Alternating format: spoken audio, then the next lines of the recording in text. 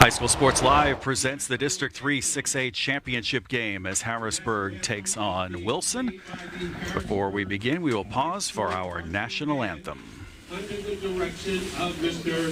Trotman.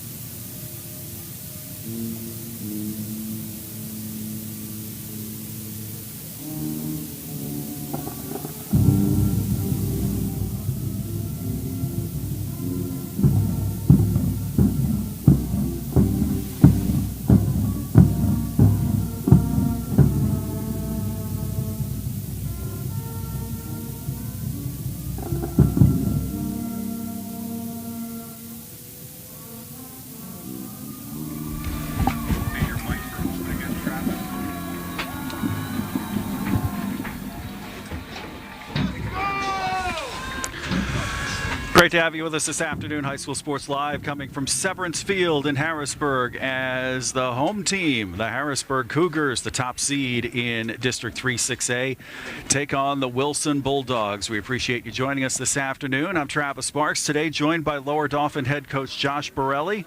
Pleasure to have you with us here. Archie Smith Jr. will be along later on this afternoon as well. Cool day, windy day, temperatures in the mid-40s, and teams both came out to not much of a warm-up earlier on. They came right out the field. They did the national anthem. Now we await the coin toss. We welcome in Josh Borelli. We've seen you down the sideline a couple times already this year for High School Sports Live. Welcome up to the booth. Glad to have you with us. Yeah, I appreciate you having me. We're in for a great game today. Your team, Lower Dauphin, you had a chance to meet up with a couple of the teams that made the playoffs this year, and you guys scrimmaged Wilson earlier this year. Yeah, earlier this summer we had a chance to scrimmage Wilson. I mean, it was in July at a team camp. They're a well-rounded team, physical team, so I'm excited to see them versus another physical team here in Harrisburg. Teams are at the center now, waiting the instructions from the officials. Coin toss coming in. The only loss that Harrisburg has so far this year is to Governor Mifflin, the top seed in 5A. The team expected to steamroll through the 5A playoffs. And Wilson, they started 2-3 this year, and they've gone 7-0, and that includes something that they're the only team over the last couple of years. They've been able to go to Central York and win. That was a barn burner, 14-11. They won last week at Central. A lot of people expected to be a Central Harrisburg matchup, but not the case here, as Wilson had the upset last week, controlled the ball for more than 2/3 of the game, and came away with the victory. Yes, Wilson has a well-balanced run game. They use their quarterback and their running back pretty well, control the clock and play great defense, and that's helped contribute to that winning streak you mentioned. So Wilson is going to get the ball first. They have decided Harrisburg won the toss, but they decided to defer for the second half. Harrisburg in the black with the silver numbers, and Wilson white helmets, white uniforms with the red pants and the white socks and the red numbers. And we are ready to go here as the winner will take on State College. Here are OSS Health players to watch for Harrisburg. Quarterback Sean Lee, over 1,000 yards all-purpose and 10 touchdowns. Kyle Williams will call his name both as a rusher and a receiver. Justin Cook, receiver as well, and Terrell Reynolds will be on defense. He'll be a threat. We're going to see a lot of Brad Hoffman and a lot of Jaden Jones on the Wilson side. Cameron Jones, he'll be one of the returners here. Actually, they're going to squib it. Kind of a smart decision by Harrisburg to squib it up to the 34-yard line. It was taken by Jason Beckford, and it's going to end up a first down for Wilson, and they're going to start it at 35-yard line. Yeah, obviously you could see that Harrisburg's trying to keep the ball away from number 1 there. Squib the ball down the field just to get their defense on the field. Don't allow a big return in their special teams game. So we're going to start it from the 35, and this offensive line got a lot of good press this past week for Wilson, as they've had more than 2,500 yards in rushing. Starting quarterback number 10, Brad Hoffman, and he's got a man coming. He's going to decide to keep it himself, and not much doing as Ryan Epps closed that hole quickly. It's only going to be about a yard, make it about 2 yards for Hoffman. Will be second down and 8. Yeah, there's that quarterback run game we talked about. Design quarterback run, try to push the line of scrimmage on first down. Harrisburg stood their ground. I'm excited to see how they attack these numbers out here on the outside, as Harrisburg's only lining 2 guys out there over their 3. Hoffman with 1,038 yards rushing now, set up in a pistol. As he pitches it back to Jaden Jones, maybe 2 yards for him. Jaden Jones, 1,294 yards on the year. He picks up 2 more there to get to the 39, and that'll make it third and make it about 6.5. You can see Wilson early trying to test the edge, get out there on the perimeter. Like I said, they have numbers on the edge there with that trip set. I'm excited to see how they test that later. But Harrisburg's doing a good job shutting them down, forcing 3rd and long. So 3rd down. They come out with 4 receivers and 1 man in the backfield. The nearest receiver here. They decide, no, it's going to be one of those shovel passes, and they get it to Gavin Leonard, and it's not going to be enough for a first down. He'll probably get to the 44. So a 4th and 1, and I would not be surprised to see Wilson try and go for it. Exactly. It looks like they are going for it here on 4th and 1, quarterback sneak. And quickly they go and they mark him first down. So Hoffman gets 2. We'll give him 2 on the carry up to the 46. And a first down. Exactly. Great time to go for it there for Coach Tom. Set the tone early with your run game. That's your staple. Be aggressive. You're only going to win this game being aggressive. So Wilson being able to get the first down there is really big at this first drive. Kymere Williams also there on the defensive line. He wears 12. Terrell Reynolds, he's got 36 tackles for loss this year. He lines up at a right defensive end this time. Man in motion, and we have a flag. Offsides on Harrisburg. So first time we see the officials, and no, it's an encroachment. So the penalty will take it into Harrisburg territory to the 49-yard line. So it'll end up being actually the 48. Lots of motion by Wilson on these first couple plays, trying to get that jet sweep action. Get a soft edge on the perimeter, maybe try to slow down Reynolds and those defensive end type guys. 3 receiver set again with an H-back.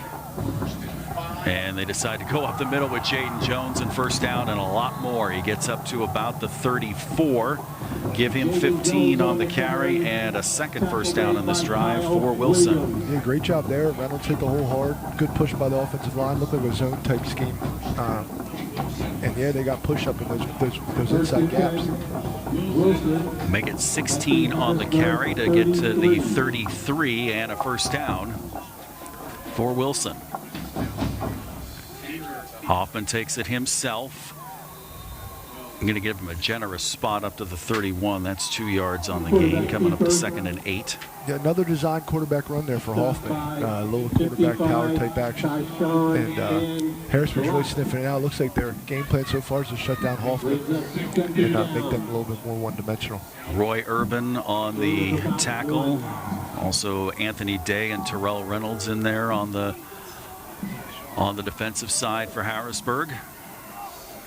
Took it to the 31. 3 receivers again.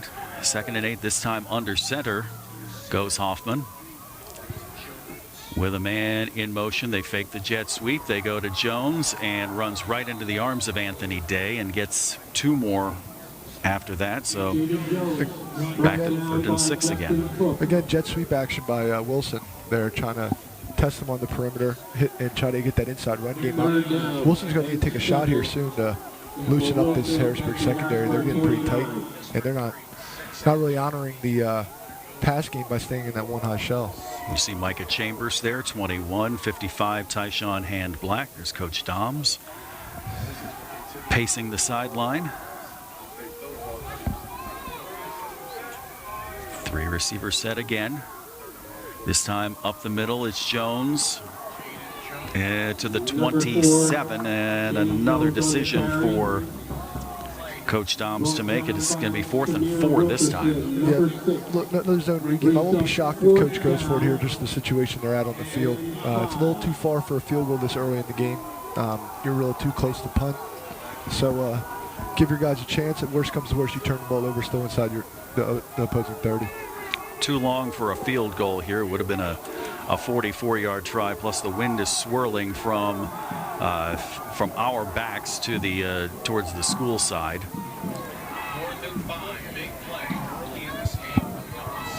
Hoffman back to throw, and he is wrapped up and tackled there by Chambers. Micah Chambers with the stop, and on 4th down, Wilson turns it back over, and Harrisburg gets a 1st down. Yeah, that's a great pass rush by Harrisburg there. It looked like Reynolds pinned his ears back, got a little pressure in there as well. As Wilson doesn't want to be in those type situations, they're going to have to spread the ball down the field on those early downs to try to catch Harrisburg off guard, rather than be as predictable and getting in those 3rd, 4th and longs. We'll give Terrell Reynolds half a sack there as well, as Harrisburg offense comes out. Number 8, Sean Lee, your starting quarterback. And they're going to start with Mekhi Hopkins in the backfield as well. Yeah, I'm excited to see Sean Lee, how he does, a freshman. This is a big game, big time moment. He has a good game. Harrisburg should do pretty well today. And who's going to draw who off sides here? Flag even before we get the first, and it's a false start, so 2nd penalty on the afternoon for Harrisburg. Tough way to start the drive right there. Already behind the sticks. Haven't even got to run a play yet. I'm anticipating Harrisburg to try to loosen them up early on the wide screen game, get their athletes in space on the perimeter. That's been good for them all year, and it helps Sean Lee kind of get his feet wet. How much indigestion does that create for you as a coach when you don't even run a play and you've got a penalty already? Exactly. It's not the spot you want to be in. Football's a game of momentum. That's not great momentum right there. That's a sweep to Justin Cook, and he's going to lose. He'll actually get a yard back, as he was strung out all the way to the right side, but not a whole lot of room. Only a yard gain. It'll be 2nd and 14. Yeah, that's one of those athletes right there, Justin Cook. Guy with some speed. They really want to use that speed in any way they can. Trying to stretch Wilson horizontally, a great defense. Trying to get them loosened up a little bit. Lee out of the pistol, he'll give to Hopkins, and he's finding tough footing only up to the 31. That's 2 more yards. So be 3rd and 11, make a 3rd and 12. And this is where that penalty comes in huge, because they went from a 3rd and 6, 3rd and 7 to now a 3rd and 11, 3rd and 12, where they're truly one-dimensional at this point. I wouldn't be shocked to see some type of screen or draw, just to try to get some yardage. Turnover right here, trying to force a pass would be critical error. 4 receivers set, 1 man in the backfield, freshman Sean Lee. Looking over the defense here, and then now going to take a 3-step drop, looking to throw, and can't find Cook, incomplete. And it'll be a punting situation here for Harrisburg. Yeah, it looked like Wilson went their dime personnel there, trying to keep everything in front of them. They had a soft box, only 5 guys in the box, 3 down linemen. Forcing them to throw underneath, they just can't connect, but I don't think they would have got the 1st down there regardless. There was a bunch of Wilson guys swarming. Looked like he was just trying to get it out and make Cook create some space between him and the defenders, and just threw the pass out a little too far. So Mekhi Hopkins back to punt. Cameron Jones standing at his own 40. That's And he'll take it at the 33, slithers through one tackle, gets 15 yards back to about the 48-yard line. So a nice return of 15 yards for Cameron Jones. And he will have first down yardage here up to about the 48. Great play there by Cameron Jones, fielding that, getting up the field, getting positive yards. They went from starting to drive around the 35 to around the 50. Those plays will win you football games at the end of the day, creating good field position. So the return ended up being 16 yards, so it's first down at the 49, Wilson's own 49. And the delayed handoff, and the only thing that got delayed there was the tackle as Epps comes in and tackles Jones for no gain. Yeah, Harrisburg's loading up the box here. I mean, they're not really honoring this trip set that Wilson's showing them. They have the screen game open numbers-wise on the perimeter. They need to start attacking that to loosen up that box or take a shot down the field. Right now, Harrisburg has their ears pinned back. Yeah, right into the arms of Epps. Amir Jones also in there on the tackle. Play clock down to 12 as Wilson breaks the huddle. Be second down. Special thanks, Pennsylvania Housing Finance Agency, for being our premier sponsor this year. As Hoffman looks to throw. Has a wide open man. It's complete out to about the 41-yard line, and it's good enough for the first down. Mr. Archie Smith has joined us as well. Joining us with commentary throughout here. He's got his Gatorade. He's all ready to go here. As you see on the replay here, Hoffman makes the throw, and it's good enough for a first down. Yeah, great play there. That's kind of what we were talking about. Those early down passes that kind of loosen up Harrisburg in the box a little bit. Able to make a good play there on second down. First and 10.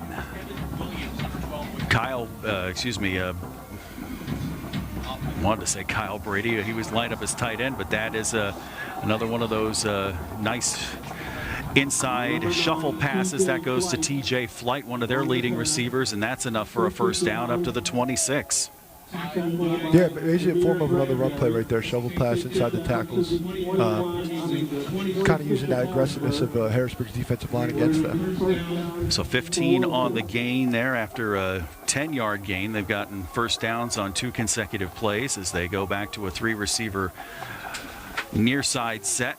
Hoffman decides to keep it himself and gets good yardage. It's a good thing he decided to keep it himself because Jones was met by a defender already, and that RPO kind of play here gets up to about the 18. Yeah, good pull right there by Hoffman. Reading the end, getting up the field. Good push by the offensive line. Big stop here for Harrisburg. 2 yards to go here on second down. Same formation. Hoffman now follows Jones, and they're going to mark him very close to a first down. Could need a measurement here.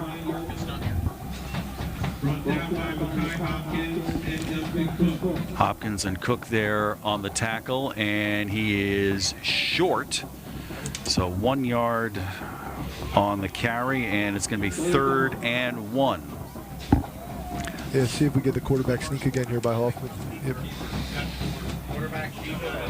And about 3 yards on the push there as he gets the first down up to about the 14. The interior line of Wilson's doing a pretty good job early in the game, getting penetration up the field on those D tackles. Harrisburg's doing a good job on the perimeter trying to keep the game boxed up. If you're like Archie Smith Jr. and you just joined us, you haven't missed much. One thing that I have been seeing is the different formation Wilson is displaying right now. They're keeping Harrisburg honest with the different formation that they're coming out in. This time they go 2 to the near side, 1 to the far side, and Jones comes to the opposite side of Hoffman. Now with the man in motion, and Hoffman decides to keep it himself, and nothing doing there. Samir Wilkerson, first one there in on the stop. Gets only to the 13. That's about a yard, so it'll be 2nd and 9. Yeah, it looked like another design quarterback run for Hoffman there. Quarterback counter. Harrisburg's really been sniffing them out. They're trying to get Hoffman's ground game going a little bit, but unfortunately, Harrisburg is right there. 21, Micah Chambers in there as well. 89, I got his name confused. I call him Kyle Brady before. It's Brady Klein, one of the offensive linemen. Actually, he's the tight end for Wilson here. Again, a 3-receiver set. Hoffman looking to throw. Has a man open and dropped. Well, he threaded the needle there, but he just couldn't hang on. It's incomplete. As you can see right here, it looked like one of the defenders did get a tip on the ball, which kind of altered the ball. And as a receiver right now, you do want to keep your eyes on the nose of that ball to try to come down with that catch. But if it did hit your hands, you have to come up with that catch, especially in a game like this. Sean Dendel, the intended receiver. Here you see on the replay, just looking, had the, yep, you're right there, Archie, Anthony Day with the tip. And it is 3rd down and 11. Hoffman throws it to Jones, a nice forward pitch. Gets to the 7. It looks like a version of that shovel pass they ran a couple times already today. It is 4th and 2.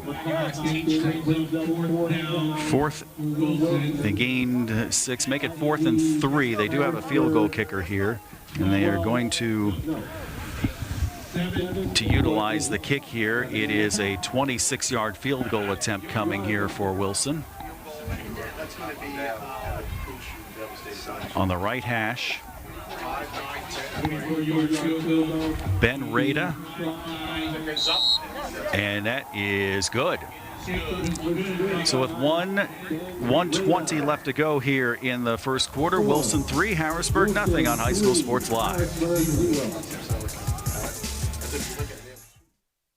The Jet Giambavo family of dealerships. 9 great franchises in 4 locations. Buick GMC, Hyundai, Mazda, Stadler Dodge Chrysler Jeep Ram, Genesis of York, and Giambavo Hyundai of Hanover. The Giambavo family dealerships. Over 30 million in new and pre-owned inventory. With a reputation for quality service after the sale. Giambavo is proud to serve your community. Find out why. The Jack Giambavo family of dealerships. 4 great locations. Online at giambavo.com. 1:17 to go in the first quarter. We have 3-0 Wilson leading Harrisburg. We'll get that fixed on our scoreboard here in just a moment. But a good drive, 9 plays, 44 yards, 4 minutes, 58 seconds. And it capped off with the rate of 26-yard field goal to make it 3-0 Wilson. Yeah, game's falling into Wilson's hands right now, controlling the clock, keeping Harrisburg's offense off the field, running the ball, and controlling the line of scrimmage. Big drive for Harrisburg, try to get some momentum going. Another squib kick, and it's quickly pounced on by Micah Chambers. We've called his name a couple times here. He got the squib kick quick, and it was at the 44-yard line, so good field position for Harrisburg. Their only drive so far is a 3-and-out, and with 1:17 to go here first quarter, Harrisburg will take over. Yeah, look, squib kick. Good fielding there by Harrisburg on the front line. But again, Harrisburg anticipating to take a shot down the field, use their receivers a little bit, get their guys in space. Stacked sidecars to both sides here. Sean Lee wants to give it up the middle. And a good surge to the 48-yard line, and that is Hopkins. 4 yards on the run for him. That's a big man running. He drove that guy about 4 yards on that play, honestly. Yeah, they call him the Mack truck. Yeah. 2nd and 6. Now they look to the sideline, for the play. Back to 4-receiver set again. Lee looking, has the slot receiver, and it's a first down. Pass is complete to... Great read there by Harrisburg. I mean, they had 2 over 2 on the perimeter, and then they were 10 yards off of the slot receiver. Well, you can see you got Kyle Williams in the slot, and you have Justin Cook in your slot. So you definitely want to get those guys the ball, and those guys are definitely dynamic after the catch. So look at this formation right here. Yeah, exactly. They got the numbers on the perimeter again. Kyle Williams there on the catch. He is the near side slot this time. Justin Cook also in there, number 5. Kyle Williams is number 4. Looking back that way, it's Kyle Williams again to the 39, down to about the 38. That is a gain of 6. So second down and 4. And that's going to be the end of the first quarter here as we see the replay quick. Grab the snap, and then maybe about another yard after the catch, and that's going to do it here for the first quarter. 3-0 Wilson leading Harrisburg on High School Sports Live. Back with the second quarter after this. Customer convenience and world-class service? Hoffman has it. Our staff is here to prove it, and our customer reviews say it all. Regardless of where you purchased, Hoffman can provide warranty repairs and routine maintenance. Enjoy our out-of-the-weather service drive, customer lounge, shuttle service, and valet return. You don't have to imagine great service. You can live it because Hoffman has it. Hoffman Ford, Colonial Park. Hoffman Ford, just what you're looking for. Hoffman has it. Advanced Hoops is offering a winter basketball training program for elementary and middle school boys and girls, as well as youth ages 5 to 14 years old. These skills and games and competition classes will be led by the Advanced Hoops coaches, including Coach Duke, Coach Archie, and Coach Aaron. Coach Charlie Forney will help players fine-tune their shooting game from week to week in his winter shooting tune-up class. Spots fill up fast. Go to www.advancedhoops.com to register. 3-0 Wilson leading Harrisburg. We have an answer to our receiver number 6. That is Evan Williams. He normally wears number 12, but he is now wearing number 6 today. Here we go. As second quarter action gets underway here, Sean Lee looks here to the near sideline for the play. Fourth play of the drive here for Harrisburg. They've got second down and 4. Yeah, again, look at the perimeter out here. There they go. And Kyle Williams, the middleman in the receiver set, he gets to the 31. That's 7 more yards and another first down as they have gone to him 3 consecutive plays, and he's gotten 2 first downs out of those plays. Well, you can see one thing that the Harrisburg offense is doing. They're keeping their freshmen in a nice little rhythm. They're taking what the defense is giving them from Wilson. And if I'm going to take my most explosive guys catching short routes, I'm going to take that as well. They swapped the formation this time. 3 right and 1 left. Lee wants to play here. Hopkins to his near side, and they decide to go Hopkins. Bounces off 1, can't bounce off 4 others.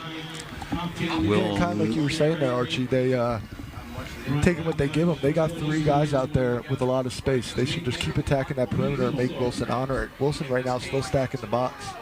You know, one thing you have to respect is Kyle Hopkins being back there. So you can see 1, 2, 3, 4, 5 guys in the box right now. You got 1 guy spread it out, and they're playing a safety over high. 3-man line, 4 linebackers now. Lee stutter steps, looking to throw. Ball got tipped, incomplete, and it'll be third down. Yeah, third and long here. Anticipate Harrisburg to run some type of perimeter run or a quick pass. Again, just get their guy in space. Let him use his legs to get the first down rather than trying to take the shot down the field. And eventually, Wilson will start cheating up, and they'll get that shot over top that they're looking for. As you can see, they're showing a 4-man front. Now they're in a 3-3-5. Lee rolls out, being chased, looking, and throws out of bounds, incomplete, chased by Dominic Mimo, number 67 for Wilson, and it is 4th down. Smart play by the freshman there, Lee. Nothing was really open. He was looking for that curl route at the sticks. Linebacker got out there pretty quick. He took that thing away. So good throw there by Lee just to be safe and now get another chance to get your team first down. LeBron Jones, 19, the far side receiver alongside Williams and Cook. Near side here, 15, Damaris Waters. Hopkins also lines up as a receiver. It's like a quick kick. And it is, but it's going to go into the end zone. Good thought, but it ends up only being 11 yards on the net, so with 10:49 left to go, Wilson gets the ball back with a lead of 3-0. Yeah, I like the thought process there by Coach Cal. Keep the defense on the field. Don't let them get number one. They're a great returner. Cameron Jones back in the game to make another good play. And still, even though winning the end zone, they still got Wilson pinned deep. Now the challenge is just get off the field. Correct. 20-yard line, first down for Wilson. They come to the near side here with Jason Beckford and TJ Flight. Brad Hoffman has Jaden Jones in the backfield with him, and Jaden Jones gets the ball, gets 5 yards, and gets stacked up. It'll be 2nd and 5. Yeah, you see Harrisburg pressing the line of scrimmage with a lot of their second-level players, and that's the risk you run right there. Is if that guy breaks through, you don't have many people on the second level to make the play. Good thing there was, I think it was a safety there for Harrisburg to make that tackle. That could have been a big play. Jaden Jones with over 1,300 yards from scrimmage this year. And he gets the run again the second time, but not this time. Damaris Waters on the far outside making the tackle. Yeah, big play there by Harrisburg's defense, forces 3rd and long after that first down gain. Correction on that, it was Kymere Williams 13, not 15 with the tackle, and ends up losing the yards that he gained early on, so it's 3rd and 10. And one thing, you have the battle of the brothers out here. You got Kyle Williams and Kymere Williams, and you got the Jones brothers. Yeah. That's more Don Trail's thing. A couple times in the past here, we've seen that shovel pass already today by Wilson. I wouldn't be shocked to see another type of screen. Hoffman sends a man in motion, and we've got offsides. So make it 3rd and 5 after the encroachment. Bad penalty there by Harrisburg. They got Wilson right where they want him, give him the free 5 yards. Still 3rd down though. Let's see what they could do. Get off the field, but now it opens up Wilson's playbook a little more as far as what they want to run. And I know as a coach, you definitely like 3rd and 5 better than you like 3rd and 10. Opens up the playbook more. Exactly. 3 penalties, 15 yards for Harrisburg already. No penalties for Wilson here. It's 3rd and 5. 2 by 1 again, and the motion man decides not to turn around, but that was a man-sized tackle there by 13, Kymere Williams, as he took out not only the blocker but the quarterback as well. 13, Kymere, another freshman. He's a freshman. Making a play right there. That's a big-time hit on the 3rd down. You can tell these guys have gotten better as the season is going, and like we like to say, you're no longer a freshman once you get this deep into the playoff rounds. Yeah, and you can see that replay right there. He not only made the play in the backfield, but he took on a blocker too. That's a great play by that young man. So 4th and 8 from the 22, the first punt on the afternoon for Wilson, and it's going to go out of bounds, so no return there, and not going to be much of a net as well. Let's see where the official decides to stop on the far side here. From the 45 to the 40, so an 18-yard punt, no return, 8:42 to go here in the first half. Yeah, it's a great job by Harrisburg's defense. They flipped the field position. I mean, even though that punt went in the end zone, they still got him pinned deep. And that's another thing with the punt earlier and deciding when they was down in there to punt the ball, because their defense is playing solid right now. Yep, get this offensive short field, see what your freshman quarterback can do. Here we go. Take a look at the signs here in just a moment after this first down play. I love some of these signs that they've got on the sideline here. Flag on the play as the jet sweep. We have flags on both sides here as Cook ends up losing 5. We've got the Wilson coaches next door to us here, and they're saying decline the penalty. And it would be a smart choice here, too. Yeah, it looks like some type of holding call, I'm assuming, on the edge there. Either that or I think a legal shift. Yep. 2 men moving, and it is going to be declined, so they're going to saddle a 5-yard loss on Justin Cook, make it 2nd down and 15.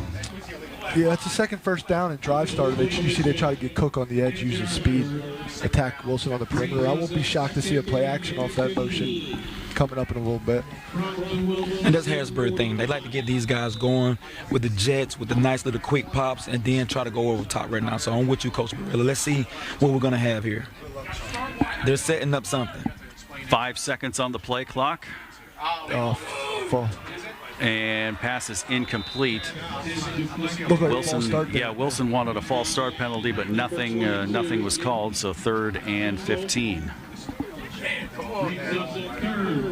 Like all the Wilson players stopped when they saw the false start, but they said keep the play moving, and good for Wilson with the putting the hand up. Nick Weitzel there, you see 22, and also 67 Dominic Memo there on the defensive line there. Yep, third and 15, not much in the playbook for this. So you think screen, draw, something like that here? Well, let's try to get something out of the 3rd down and see can we have something for 4th. Lee looking left the whole way, doesn't want to go anywhere else, and he's going to get it back to the line of scrimmage, incomplete, and it's 4th down. Looks like they rolled a guy in the area, so it wasn't intentional grounding, but got him off his spot a little bit there, Lee. Got his eyes down on the D lineman instead of down the field. And, well, you can see that was great coverage by Cameron Jones over here. They wanted the one-on-one coverage. As you can see, it looks like Wilson is playing a zone backside with a man on the front side right here and leaving their best corner one-on-one with one of their receivers. He took away the deep pass, which made the freshman pull the ball down. Yep. 23 offensive yards so far for Harrisburg. They got to keep the ball away from Cameron Jones here.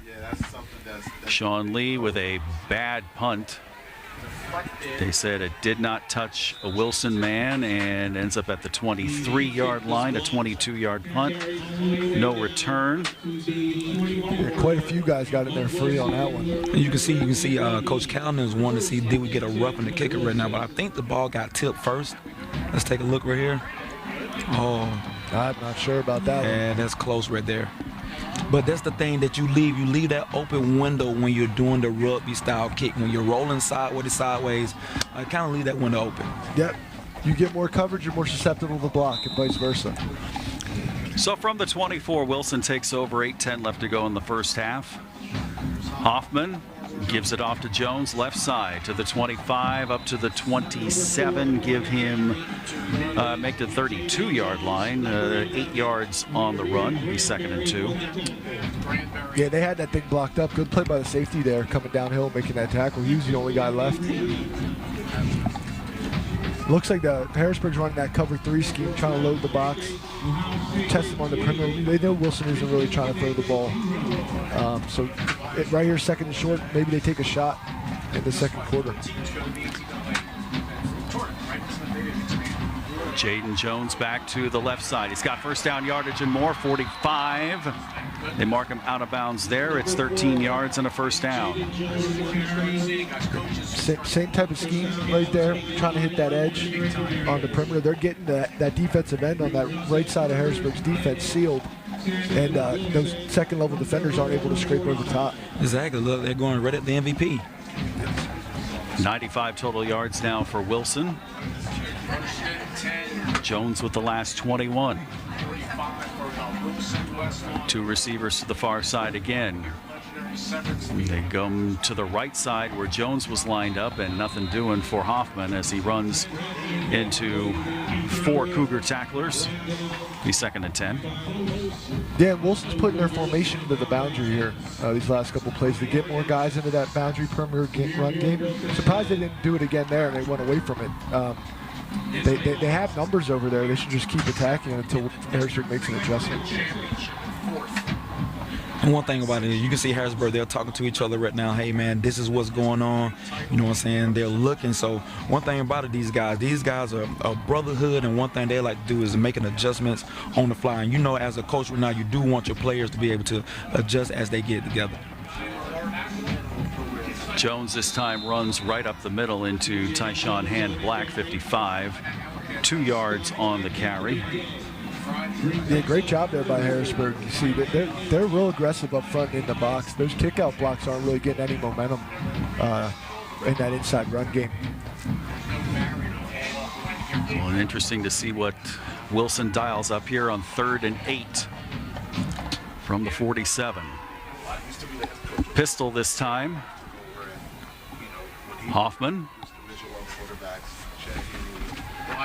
And pass is dropped incomplete by Sean Dendel. That's twice he's dropped a ball here, and it'll be 4th down. Yeah, Wilson goes into the pistol set there, runs a little bit of an RPO. Pistol set gives him a little bit easier read as far as his angle goes. They had it there on that slant. Well, you see they're trying to match up. You have a 6'4" receiver versus a 5'9" receiver out here, 5'9" DB, but that DB has 10 interceptions right now, so it might be kind of dangerous trying to pick on him. So from the 47, Cougars and the Bulldogs. 4th, and we have a false start. Kind of the opposite punt formation here for Wilson, where they're keeping more guys in for protection, but they're sacrificing their coverage. Yes. So if a good kick here in Harrisburg will have space to get a good return. Man, you see all these different type of punt formations now, man. It looks like a spread offense. It's kind of all different punt formation versus when we was playing, man. It was the traditional punt formation. Yeah, exactly. Yep. That, you see more teams doing this, where they're running more of like a safe defensive look on the other side rather than a return, just to keep everything in front. Hoffman. Nice hang time on this punt, and it's going to take a Wilson bounce to the 22. Make it the 21. A good punt. 37 yards on the punt. Yeah, fortunate bounce there for Harrisburg. You would like to see Williams go up and catch that thing in the air. It's right there where we're definitely trying to field that punt right now. That saves at least 13 yards. Yes, exactly. And it could have been more. Could have been more, depending on that bounce. So from the 21, that's where Harrisburg takes over. Second quarter, cut the air with a knife. We'll see what gets called as we see we can see the sign from down here. I see a pie.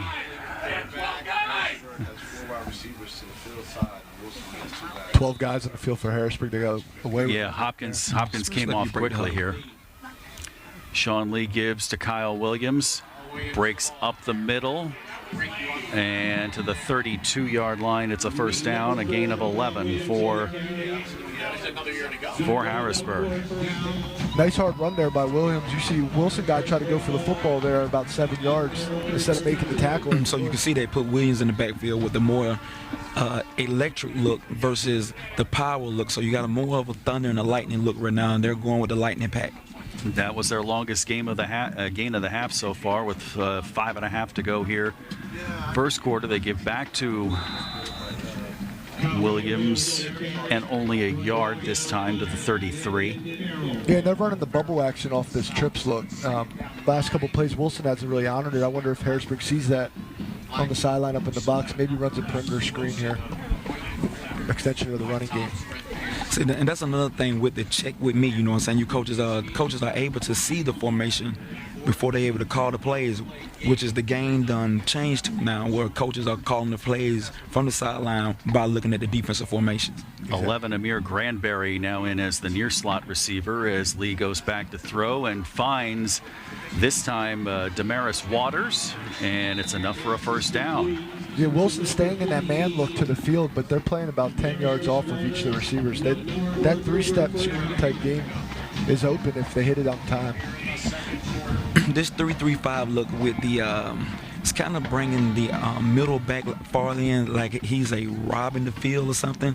I'm trying to get a definitely good look at this defense. Liking what I'm seeing out here from a different look, what Harrisburg has not been used to seeing. So once these coaches settle down, we'll see what we have here. False start. First out penalties are killing Harrisburg so far in this first half. They get momentum on offense, and then they get a false start, a legal shift, something like that, sets them behind the sticks before they even get started. Fourth penalty on the afternoon, 20 yards in losses for Harrisburg. So make it 1st and 15 from the 38. Severance Field, where we are at today. From the 38, 1st and 15. Play clock down to 15. Wilson showing some edge pressure in the boundary there. Trailing 3-0. Lee looking to the side. Two receivers. Got 3 receivers here near side. They go to Kyle Williams up the middle. Goes off right guard up to about the 40, 2 yards on the gain. It'll be 2nd and 13 from the 40 as we are approaching 3.5 to go here in the first half. Yep, clock's ticking now. Harrisburg, see if they open the game up for their freshman quarterback here a little bit. He's made some good throws when he's in rhythm. It's just when he gets out of that 3-step, 5-step rhythm, he gets his eyes away from down the field, and that's when he seems to struggle a little bit. Beautiful day, man. This is love it. Pack. Lee back to throw. Can't find anything. Now readjusts, and it's going to be brought down, and a great job of pursuit by 21 Landon Farrell, and it's going to be a loss back all the way to the 36. It's a sack of 4 yards. One good thing Wilson is doing right now is taking away the first read. All right, they're making away the first read from the freshman, and what's making him have to go through his progressions now. As you see, he's looking right there. He steps up in the pocket, but he's rolling to his left side as a right-handed quarterback. And we all know that's kind of like a hard throw to try to throw back across the body. 3rd and long. Lee. Oh, he's got him. Will he get all of it back? Yes, he does. And it's enough for a first down. Great throw there by Lee. You could tell he's comfortable in that throw. If that's his timing that he's used to, the receiver got himself open on that stem on his route, and Lee made a great throw there on 3rd and 15. That's a big-time throw right there. You can see he's sitting up there. His feet is set. He's known his read. Here we go with the first read set. Let the ball go. Ball on the money. And I would Harrisburg should stay in this 3-by-1 look. Wilson's really struggling right now, especially passing game-wise with the trip set. Needed 17, got 18. First down for Harrisburg. Granberry goes back in motion. And a false start. Another first down at 1st and 15. Coach Barilla, you're spot on right now. Every time they get in the first down, they're starting back with a 1st and 15 on a false start, either a legal shift, but you're right.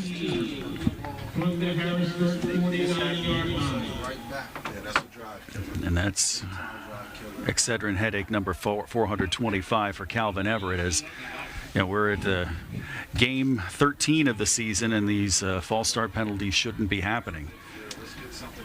I like to see that, though, teammates picking each other up. That lineman had his head down. He knew he made a mistake, but the receivers got in there. They got him up. They know they're on the brink of gaining the momentum of this game. I mean, these guys missed the playoffs last year because of COVID reasons. So this same team right here is hungry to be able to be in this game right now, and they're not going to let each other bring each other down right now. They're going to uplift to the utmost right now. Timeout. We will take one as well. 3-0. Wilson leads Harrisburg on High School Sports Live.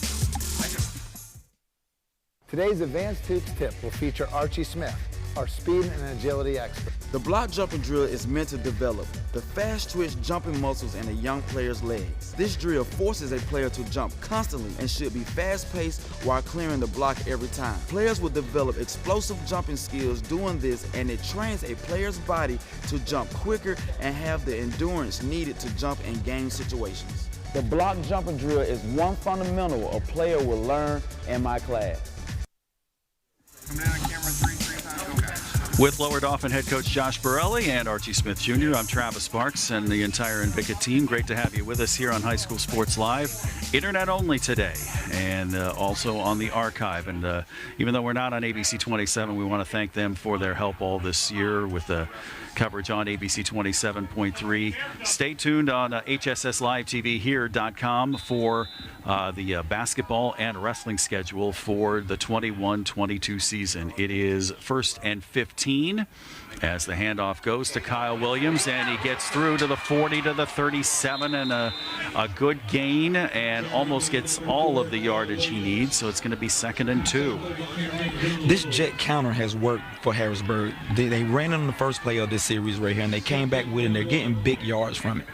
They want to quickly go here, and 2nd down, and Kyle Williams gets the first down. And the substitution by Coach Everett to take the bruiser out and Hopkins and put Williams in there has really kind of opened up this offense a little bit. I mean, you have to respect him in the passing game and in the running game. You don't know if he's going to slip out of the backfield for a pass, be up underneath of the offensive lineman for a screen, but now he's out there as an official runner. 4 yards on the carry, and it's a first down. In the second quarter, Harrisburg took a play out of Wilson's playbook, kind of controlled the ball and the tempo this whole time. You can see right now they're going with an empty look. Lee looking to throw. Has time. Time runs out, and it's intercepted.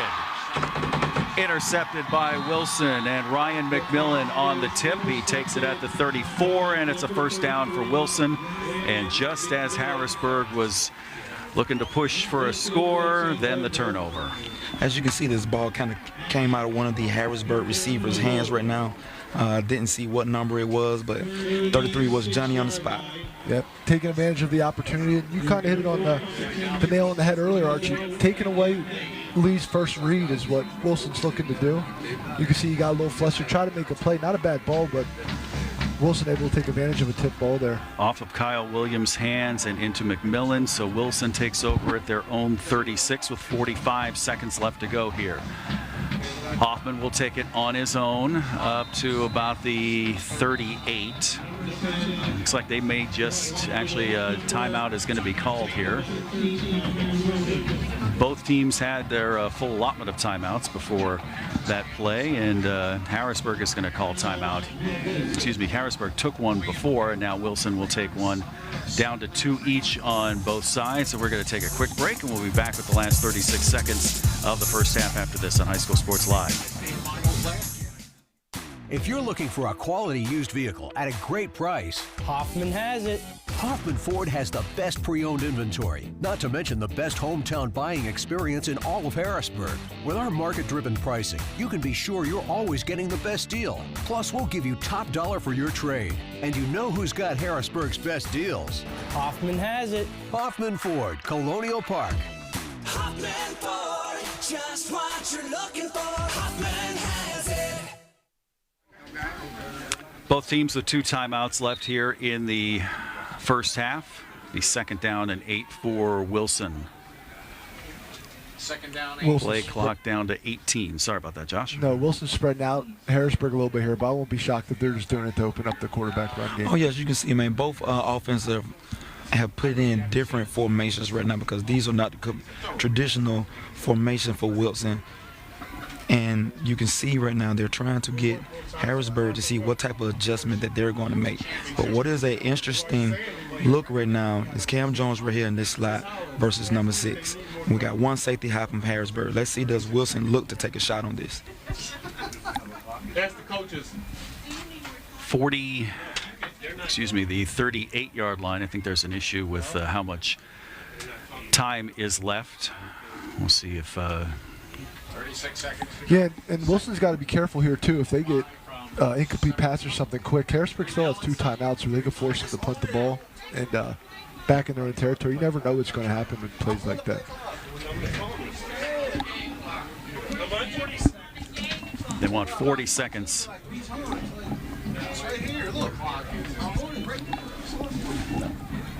Or did they want 40 seconds on the, did they want 40 on the 40-second clock or 40 on the play clock? There we go. All right, we want both. Okay, yeah, like now we got it here. All right, we got it for both here. Hoffman in the shotgun here with 3-by-1 again. Hoffman looking to throw, but then decides to take off to the 40, to the 43. Gets up, gets another 5 yards or so, and Wilson is going to hurry up. 3rd and 3. Hoffman taking it on his own, gets a first down. Now the clock will stop. So 8 to make it 5 yards on the run. So it's first down from the 48, and then the clock will start once the ball is set. A lot of time wasted there. They wasted about 24 seconds to get 8 yards or so. And now timeout is called. We'll keep it here during this timeout. We'll talk some strategy here as we have 1st and 10. They've already proven that they've got a field goal kicker, but it's kind of interesting with this offense. They haven't thrown a whole lot, and during the season they haven't thrown a whole lot either. I mean, you wonder, do they have something in their bag of tricks or something that they just haven't shown all year that they want to in games like this, man, you kind of go with the flow of how the game is moving right now. You can see Wilson is staying very conservative. I mean, we have the lead right now. we want to go into halftime definitely with the lead. So we're just trying to take and see what Harrisburg is giving us, and then when the right opportunity comes, boom, we try to take that play then. But right now I think Wilson is going to be able to take this thing in the halftime with a 3-0 lead. They might look to take one shot here. I wouldn't be surprised with 16 seconds. Out of 2 plays that might get ran here, they look to take a shot. Hoffman 4 for 6 passing on the afternoon. Is going to line up in a deep shotgun. Has Sean Dendel here to the near side. Yeah, look at number 11, Sean, down here, a 6'4" guy. They might just take a shot, try to get a jump ball or something. Hoffman looking to throw, looking for something, and incomplete. It's not going to be grounding because he had his tight end there, so we're down to 8 seconds here. So it'll be second down. Now I won't be shocked if Wilson just hands the ball off. Trust one of their 1,000-yard rushers. They have 2 of them in that backfield. Maybe they break it, maybe they don't. Worst comes to worst, they go into the halftime with the lead. As you can see, Harrisburg gave Wilson a little taste. They own messing with their own 3-3-5. Yeah, both teams seem to be playing from the same script here. They're relying on their defense, play great defense, see if the other team makes a mistake, but just try not to make a mistake on your end. Play clock down to 5. Hoffman in shotgun, takes it, and is just going to run out the clock here. It's going to be a first down, so the clock will stop with 2 seconds to go, and there is still 1 timeout for Wilson. So they get it up to the 42. That's 10 yards. And it looks like they're going to call that last timeout here. That's a smart play. You know, I mean, you don't definitely want to go into halftime with any timeouts landing when you do have one. So I wouldn't be shocked right now. That one trick play that we've been working on all year, this is the time right now, or we go with a Hail Mary right now, but I don't think that we're calling a timeout to take a knee. Exactly. I think they're going to take a shot at the end zone in some form here. Maybe to that number 11, that 6'4" receiver they have. Just try to get their best matchup. I know they have to be careful, though, with Tyrell Reynolds pinning his ears back in after that quarterback. Last thing they need right here is a turnover of any sort. You can see Harrisburg is coming out right now with and their prevent defense, prevent quarter type defense, with their best receivers at the back there. Be able to knock that ball down or potentially get a pick, and let's try to go the distance. Yeah, Kyle Williams among those set back at the 15-yard line, and a 4-receiver set to the far side. Make it a 5. It'll be a 4-receiver set with 3 to the far side, and Sean Dendel here to the near side. Well, this tight end is eligible as well down here. So, and yeah, Brady Klein also in there. So 5 receivers. It's only going to be a 3-man rush for Harrisburg, and they decided to go underneath here and not get a whole lot. Oh. And we got a flag, and will this be the end of the half? The pass was complete to TJ Flight. That was a very late penalty right there. Bad play by number 53. So we'll see what the call ends up being. Harrisburg needs to keep their cool here, just get their guys off the field. Last thing we need is this chippiness going into the halftime. Right now, you're going to have this penalty is going to be a dead ball after the play. So it was a 7-yard reception. Now we have a personal foul going both ways. Penalties offset, and that is the end of the half. 3-0 Harrisburg, and Harrisburg trails Wilson here. Halftime report is coming up in just a moment here on High School Sports Live.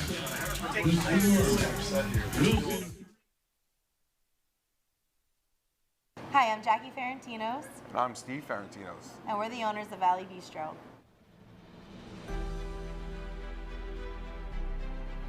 Valley Bistro is a modern bistro located in Enola, Pennsylvania.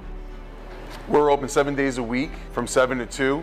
We offer indoor and outdoor seating. We have a catering facility for all your needs. We have been clients with Capital Region Insurance Agency for 2 years.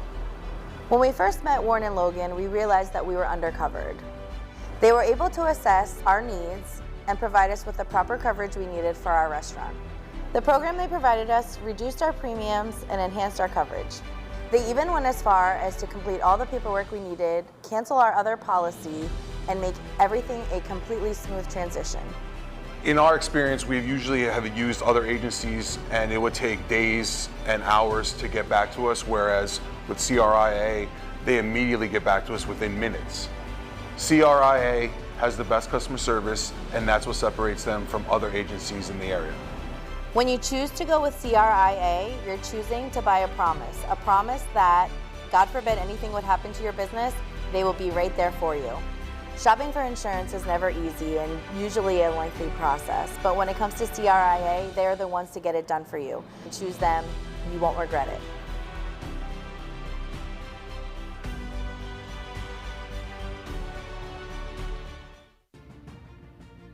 I'm thankful for the OSS trainers always being there to keep me in the game and on the field and help me pursue my lacrosse career outside of high school. I'm going to Florida Southern College to play lacrosse. OSS trainers have taught us a lot about our bodies and keep them healthy, and that's going to help us get ready for collegiate sports. OSS Health. Extraordinary care. Extraordinary athletes. Erie Insurance says here's to the grown-ups who move, mortgage, mow, and still bust a move. But does your home insurance still fit? Erie helps you protect the home you've grown into, all at fair prices that are often less than the other guys. So how do you find the right coverage? Magic. Nope. Local independent agents who get to know you like this. Your local Erie agent is Capital Region Insurance Agency, 717-731-1142. Erie Insurance. The Jet Giambavo family of dealerships. 9 great franchises in 4 locations. Buick GMC, Hyundai, Mazda, Stadler Dodge Chrysler Jeep Ram, Genesis of York, and Giambavo Hyundai of Hanover. The Giambavo family dealerships. Over 30 million in new and pre-owned inventory. With a reputation for quality service after the sale. Giambavo is proud to serve your community. Find out why. The Jack Giambavo family of dealerships. 4 great locations. Online at giambavo.com.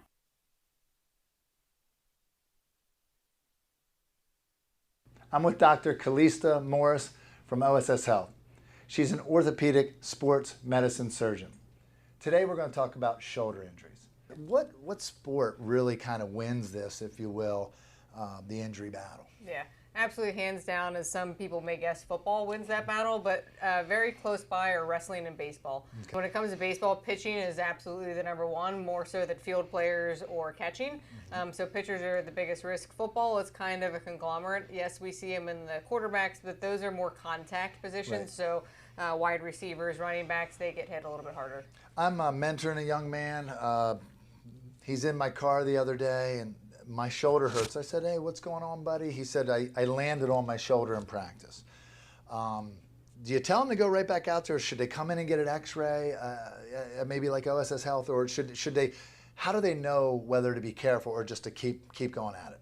If obviously there's deformity or anything like that to the shoulder just doesn't look right, come in right away, we'll get an x-ray. But if it just seems like a mild ache, give it a day or two, take some ibuprofen, Tylenol if you can tolerate it, and then if it's still not better within 72 hours, then definitely come in and get it checked out. Talk about preventative measures for shoulder injuries. Absolutely. So the number one thing for us is actually the shoulder blade. So if we can really strengthen the back and the shoulder blade, that helps the shoulder move better as a unit, puts you at less risk of injury. And then also stretching. So you want the motion on your dominant side to equal the motion of your non-dominant side. Cincinnati Reds, Bucknell wrestling team. I mean, you've been around a lot of different sports. It's got to be a dream come true. A little girl or a little guy, high school kid, junior high comes in. You can talk to them about sports. You can relate to them. You've been there. Does that give you an advantage making that connection? Absolutely. So at being a former athlete and being around as high level as Major League Baseball, we understand the importance of getting back to their sport and their passion and what they want to do and doing it safely, but also timing for that. So gotcha. We kind of base, are you going into senior season? Are you trying to make this tournament or that tournament? How can we work your injury to get you back to your goal? What would be like a return to play checklist on how you could judge whether or not that shoulder is ready to go? Yeah. So if it's any type of shoulder injury that requires rehab, it's at least 6 weeks of rehab. So you're out for 6 weeks if you're not taking care of yourself. If it gets to a surgical aspect, now we're looking at 6 months. So it's a pretty big deal if we have to go in for surgery. So if you can take a break and let it rest, that's great. It may save you months on a recovery turn, but we go on a stepwise progression. We work on motion first, then we work on strength, and then we get back into sport-specific activities. If you want more information, go to osshealth.com.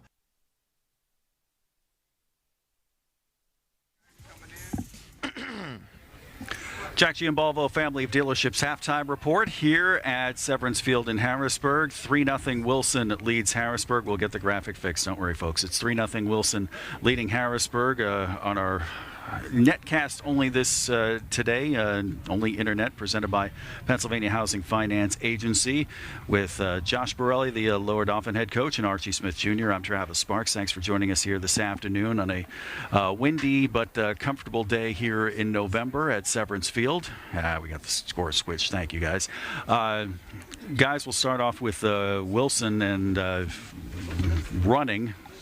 They've been run a little bit more, and it's been working out for them. Their offensive line has pretty much controlled the tempo here. Yeah, it looks like they're going with the same philosophy they used last week against Central York, where it's play great defense, control the clock, and keep the ball on the ground. They don't turn the ball over, and so far they got a 3-0 lead going into halftime. And Harrisburg, they've been trying to do what they've wanted all year long, and it's just, we'll see in the numbers here in just a moment. It's just been a little bit of a struggle for them this afternoon. Yeah, and Harrisburg going into halftime, you can't be that disappointed being down only 3-0. You're losing the turnover battle, the penalty battle, the first down battle, the yardage battle. You're losing them all. Your defense is keeping you in the game right now. And one thing you can see, like with Wilson, they both of their running backs, quarterback and running back, combining for 24 carries for 94 yards. And you have Harrisburg with 4 ball carriers that only have 11 attempts. So you can see that Wilson is trying to maintain the line of scrimmage and the ball control of the game right now. There aren't many highlights, but let's take a look at them here in the halftime show presented by the Jack Giambalvo Family of Dealerships. If you look at the scoreboard, you're going to see no highlights, but we're going to give you some more here. The highlights presented by our friends here at AT&T. They'll also have the numbers for us here in just a moment. There's our field goal from Ben Rada from 26 yards out early on to make it 3-0. And you see Harrisburg just trying to get it in gear here.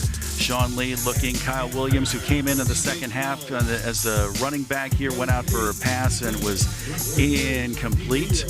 And just trying to run. They had success with Williams here in the first half here once they replaced him. And you see Hopkins in there as well, but good defense there. Pass being batted down by Nick Weitzel. And you see that was most of the first half here. Jaden Jones, but a nice play on the outside by Kymere Williams. Lee looking and trying to find, but being pressured. And there's a very nice tackle there for Wilson by Landon Farrell. And it's been primarily defense. You see in the numbers here, 120 total yards here for Wilson and only 79 for Harrisburg. You saw the one turnover that killed the drive for Harrisburg as well. Penalties, the first down penalties have been an issue here as well, and a number that's not here. Time of possession, 15 minutes to 9 in favor of Wilson. Yeah, exactly. And that's not what we're talking about. Where Wilson, they want to keep the ball on the ground. They want it to be a fast game. Their team's kind of built for playoff football. Played great defense, don't turn the ball over, run the football. But Harrisburg has a little bit of that in them as well. That's why you see this 3-0 score going into half. Wilson, they was battle tested last week. They was in for a huge game last week on the road, and you can see they are back on the road again. So playing on the road right now doesn't really phase their team. They went on and took on the number 1 team in the conference right now, came out with a win. They're coming in, taking on the number 2 ranked team in the conference right now. So Wilson is kind of battle tested, but I'm eager to see what Coach Cal and the Harrisburg guys have adjusted to come out with in the second half. 3-0 Wilson leading Harrisburg. Second half action coming up next on High School Sports Live.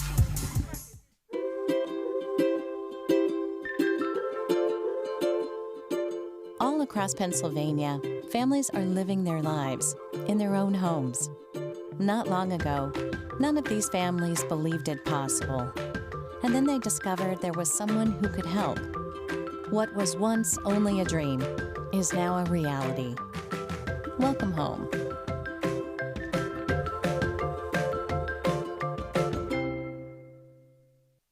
Today's Advanced Hoops tip will feature Duke McCamey, our post-training expert. The miking drill is a foundational drill that I teach all young players that sign up for my class. This drill teaches players to finish around the basket while using proper footwork. It's important for players to use the right hand on the right side and the left hand on the left side. I teach players to shuffle their feet and get low while exploding into the layup. Squaring feet and squaring shoulder is the key to consistency and timing around the basket. The miking drill is a foundational drill for every young player to learn in my class.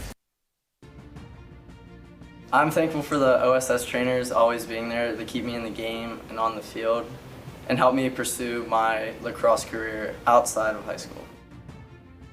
I'm going to Florida Southern College to play lacrosse. OSS trainers have taught us a lot about our bodies and keep them healthy, and that's going to help us get ready for collegiate sports. OSS Health. Extraordinary care. Extraordinary athletes. Erie Insurance says here's to the grown-ups who move, mortgage, mow, and still bust a move. But does your home insurance still fit? Erie helps you protect the home you've grown into, all at fair prices that are often less than the other guys. So how do you find the right coverage? Magic. Nope. Local independent agents who get to know you like this. Your local Erie agent is Capital Region Insurance Agency, 717-731-1142. Erie Insurance. The Jet Giambavo family of dealerships. 9 great franchises in 4 locations. Buick GMC, Hyundai, Mazda, Stadler Dodge Chrysler Jeep Ram, Genesis of York, and Giambavo Hyundai of Hanover. The Giambavo family dealerships. Over 30 million in new and pre-owned inventory. With a reputation for quality service after the sale. Giambavo is proud to serve your community. Find out why. The Jack Giambavo family of dealerships. 4 great locations. Online at giambavo.com.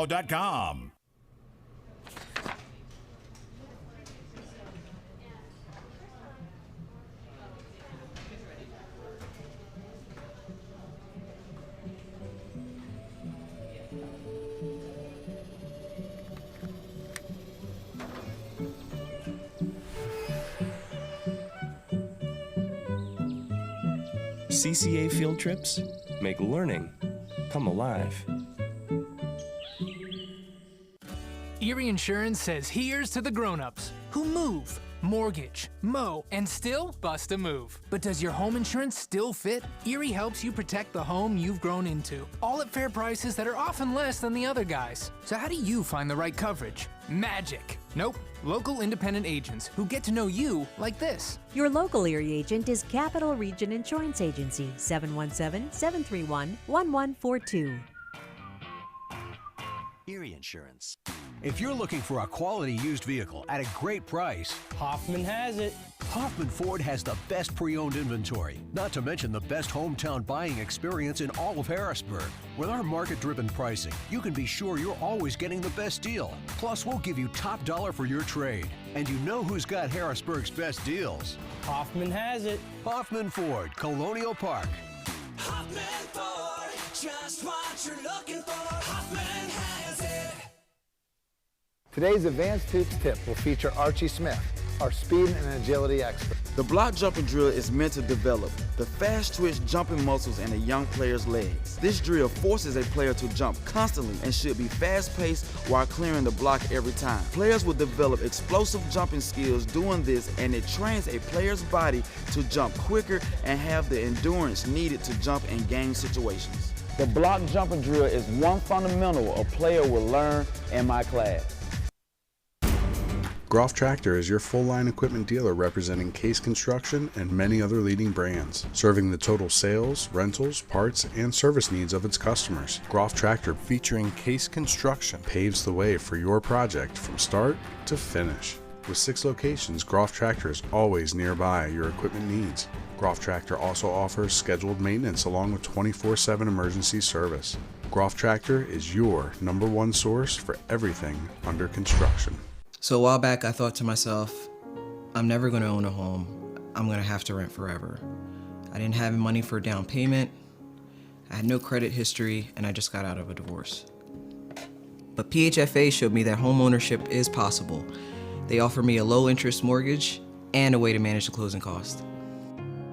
To me, this is more than just my home. It's a huge accomplishment and a new chapter in my life, thanks to PHFA. I've been playing football for 4 years, since my freshman year in high school. My plans are to attend Penn State University and play football. Our trainers from OSS helped us prevent injuries by shaping us, wrapping us. They've always been there at practices and games, and they were always there when they were called upon. OSS Health. Extraordinary care. Extraordinary athletes. Do you want to answer that? Nah, I'd never with a kid in the car. It's okay.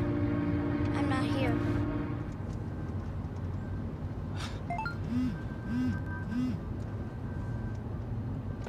I'm there.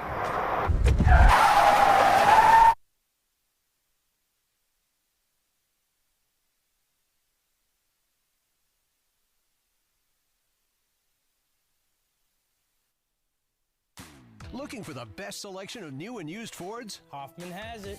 Who has the lowest prices and payments? Hoffman has it.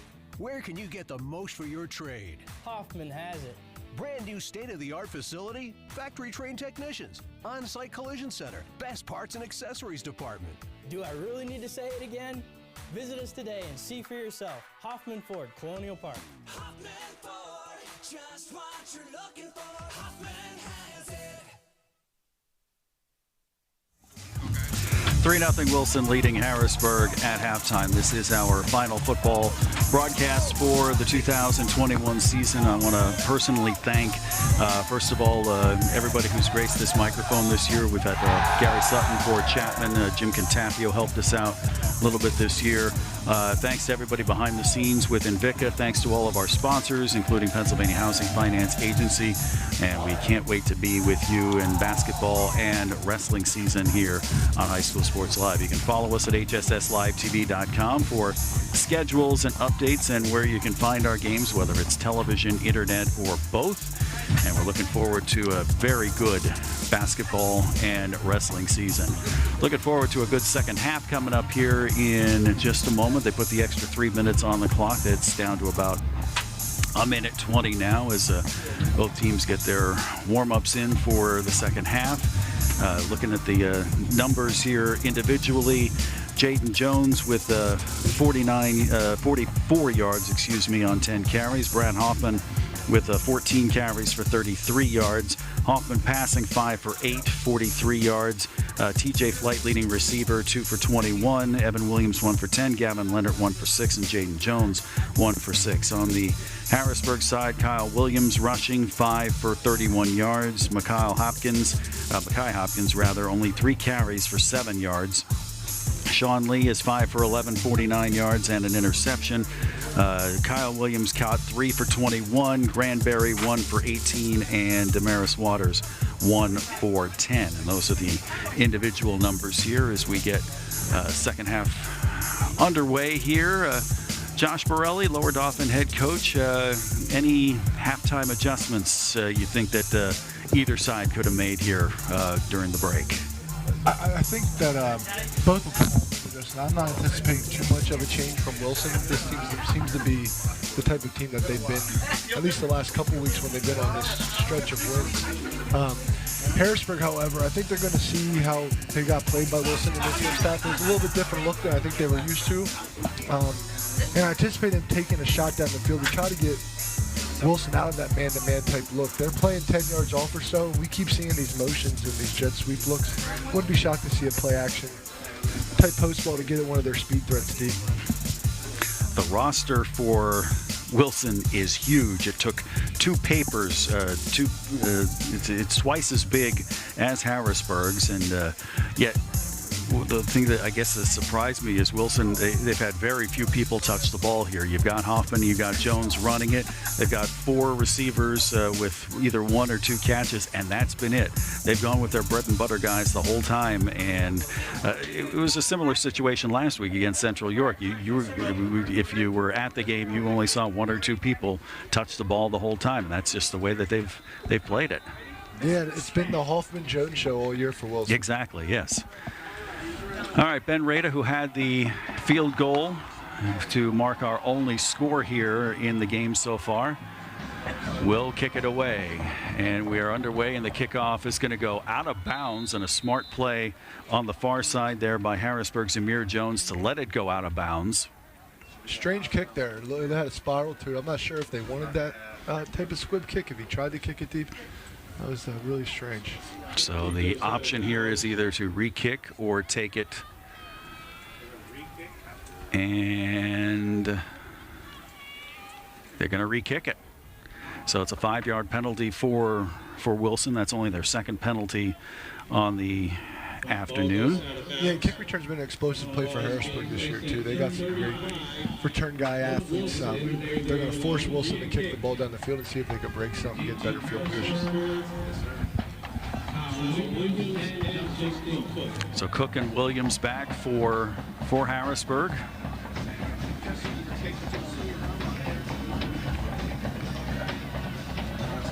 As we get underway here in the second half. And it is a hesitation, but then an explosion. And that's exactly why for Cook right there. Harrisburg trusts their athlete, trusts their kick return, trusts their explosiveness. And it looked like he was real patient for Cook there and hit that seam at full speed. So it's going to be 1st down and 10 in Wilson territory. Yeah, if I'm Harrisburg here, maybe this 1st down even. I mean, they've been hurting themselves on 1st down with these penalties all year, or all game, sorry. I would look for a deep ball, maybe a post concept off of motion. Backside. It looks like they have a late substitution here at the tight end spot. So from the 46, the give is up front to Hopkins. And he only gets about a yard. It'll be 2nd down. Yep, Harrisburg ran a power concept to the close side of the field. Unfortunately, O-line just not getting that push they need to in that power concept. So let's see how they stretch them here. So Lee comes back. We've got 3 men to the far side here. Also Alejandro Escudero to the near side, 27, and a flag on the play. That'll be 6 penalties on the afternoon for the Cougars. Yep, another early down penalty setting them behind the sticks. To try to stop the penalties from happening. Not sure if that's Wilson or Harrisburg. Looks like they're talking it over here. Coach Everett comes out and says, "What's going on here?" Wilson in the white and red uniforms from Berks County. Still discussing who's going to be. Is it going to be the red and white of Wilson or the black and silver of Harrisburg? Yeah, and it looked like Lee was going to keep that ball there on that play. In fact, that trip set on the other side on the perimeter. They're running the bubble concept. It's offsides. Big turn of events there for Harrisburg. They went from being behind the sticks to now being in the second short, which is exactly where they wanted exactly. to be. Third. And you can see a little momentum coming along.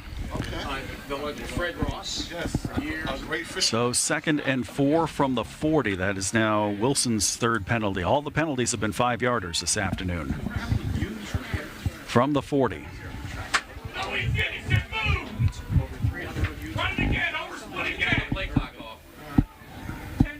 So that's off. That penalty was, I said, encroached. So we'll see. I think there was some discussion on the Wilson side. Now the clock going here. Desperation right now. Lee gives it to Hopkins. Hopkins busts through up the middle to to the 30, to the 28, to the 26. That's 14 yards, and that's the biggest gain of the afternoon for Hopkins. Yeah, and rather than a power concept, there was a zone concept this side. You see that offensive line getting that push, and if Hopkins can get momentum, he's really hard to bring down, but you don't let him get his speed build up. And you can see right now, that's what they usually come out with. They come out with power, power, power, and this is his time right now, guys. Quickly, Hopkins up the middle. The push gets to the 22. Same exact play right there. It was zone read to the closed set backside and a bubble with the trips to keep him honest, and Hopkins is just getting downhill. As you can see, man, that's another 5 yards. And the push, even after contact. Lee gonna take it out to the 20, and that's about it. Yep, same concept. Looks like the DN might have crashed this time to take away Hopkins. Forced Lee to keep the ball. He had the bubble option to keep for the run, and he decided to run it. I think he got about no gain, 1 yard there or so. As you can see right there, all Wilson played disciplined football right now. 3rd and 5. They say, yep, 3rd and 5 from the 21. Last time they were in this situation, they threw a seam type route down here. Instead, they go to Hopkins, and he's taken under at the 19.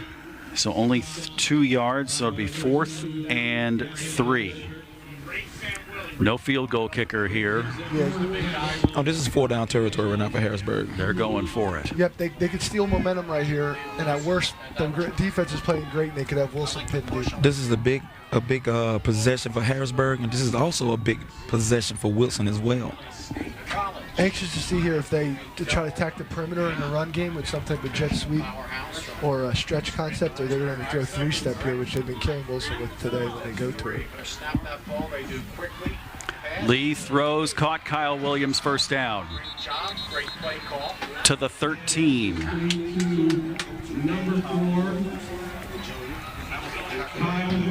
Yeah, little play action slant concept there. I mean, you have to respect. You have Cook coming in the bubble, and then you have Kyle Williams going on the slant right now. Pick your poison. And this 3-3 stackish type overlook that Wilson's showing, they keep jumping that bubble. That slant window is open all day. That was a good call. Yes.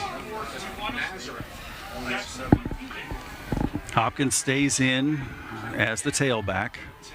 Lee. And Hopkins again, and the second effort may have gotten him back to the line of scrimmage. And we talked time of possession early on, and 3.5 minutes into the second half here, we've got a 8th play of the drive here for Harrisburg. Yeah, great way to come out of halftime. I mean, it looks like they made some halftime adjustments. They had some calculated decisions that they made, and it's showing up on the field. They're really getting their playmakers going now. Hopkins, he was pretty much ineffective in that first half. I mean, right now, this is in the red zone right now. This is the time. This is his strength right now. But you can see right now, we got the bubble quick. Hopkins up the middle, gets out of the first tackle, out of the second tackle to the 4. Just short of a first down. You see Hopkins, he just took his thigh and put it right through that defender that went on his legs. You can see they're going quick. Same play I could anticipate right here. There it is. Hop, flag. Either false start or offsides. I think I saw Harrisburg. I'm not sure if they were completely lined up, but Wilson was in the backfield pretty quick there, so he could go either way. Oh. A little too fast. So back to the 9-yard line.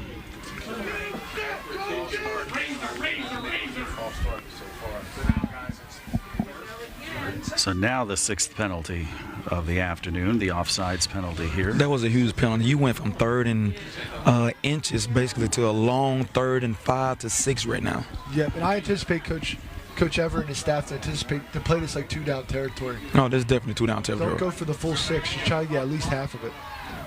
There it is. Hopkins, he's going to get close to the first down. They say stop the clock, but it's probably going to be for a measurement. On the tackle,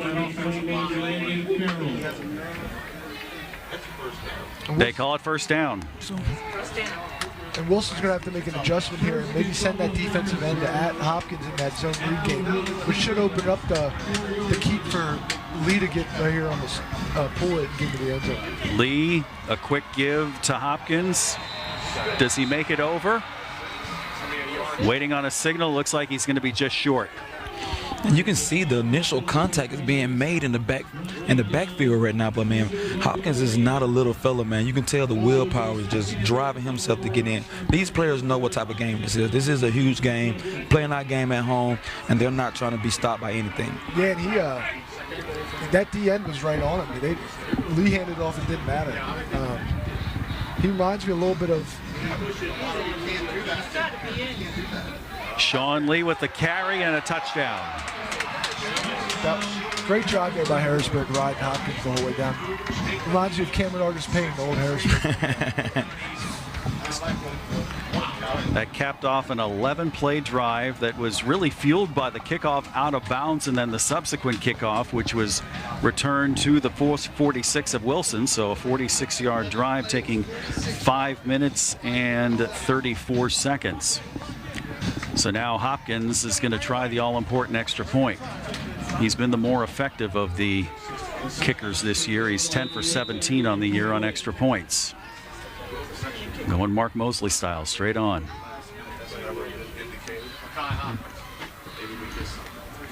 This will be big, and yes, it is good.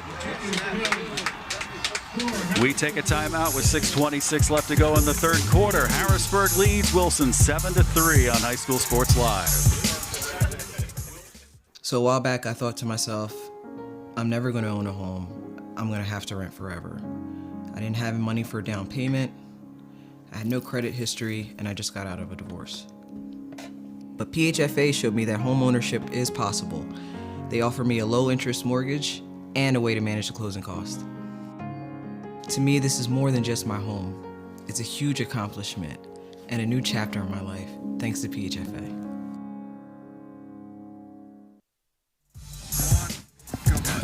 11 plays, 46 yards, 5 minutes, 34 seconds to cap off the first scoring drive for Harrisburg, which included a critical fourth down conversion on the pass out to Kyle Williams. And then Hopkins, they've gone primarily with Hopkins at running back here to start the second half. And his gains, it was 1, 14, 5, 2, 8, 6, 2 yards to get down to the 1. And then Sean Lee took it the last yard for the touchdown. I mean, that drive right there looked the same way as when Harrisburg first came against Pine Richland. That was down at the half, and they came back out and just went power all the way down the field right there. And they ended up with a scoring on that drive right there, the same as well. Yeah, nice power football. Kind of took a page out of the Wilson playbook there, where they're going the whole way down the field trying to score. So Wilson will get the ball for the first time here in the second half after pretty much controlling the clock for most of the first half. A good kick by Hopkins, and he sends it down to about the 24. And a good return for Wilson to the 40 to the 45-yard line, and the return made by Makai Cooper. He's slow to get up, but it'll be the 45-yard line that Wilson starts off in a first down. Yeah, we'll see what adjustments Wilson had at halftime as well. I mean, their adjustments will be a little different. It's probably blocking scheme-wise, how they're going to get that edge defender blocked on that power game stuff that they were trying to run. No surprise on the setup here in the backfield. Hoffman at quarterback, Jaden Jones right next to him, and they move the tight end, Brady Klein, back with him, and Jones will follow the block from Klein, and it's only going to be about 3 yards to the 48. That'll bring up second down and 7. Good hard run there by Jones, too. I mean, first contact looked like it was a yard or so behind the line of scrimmage. You can tell them, man, there's some hitting going on out there, guys, and there's some determination or straight willpower, and these guys knowing, man, this win to go home right now. Wilson coming off a 14-11 victory at Central York last Friday night, and a flag on the play. Looks like false start on Wilson.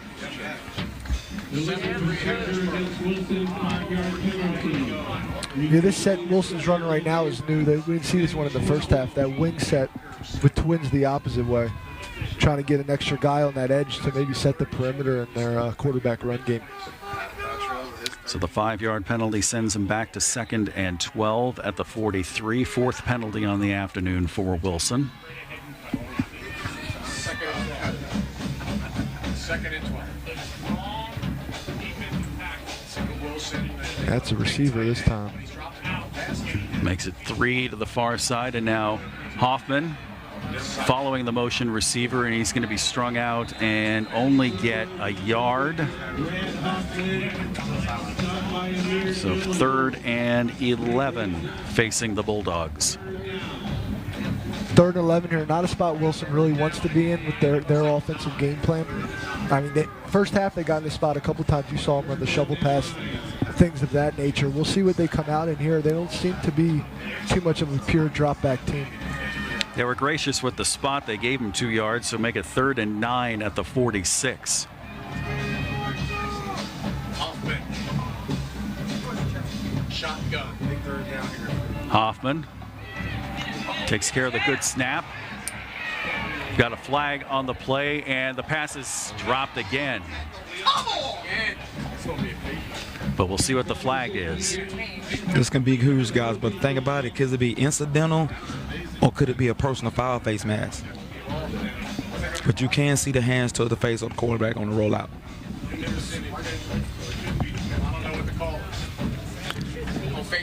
Yeah, it looked like a 5-step concept right there. Some verts with some comeback routes on the outside. And you can see 2 drags coming across. So he was looking for his first read coming across the middle right there. It's only a 5-yard face mask. And Hoffman, I know that they're going to get the face mask on here, but he's got to be careful throwing this ball out here. And right there.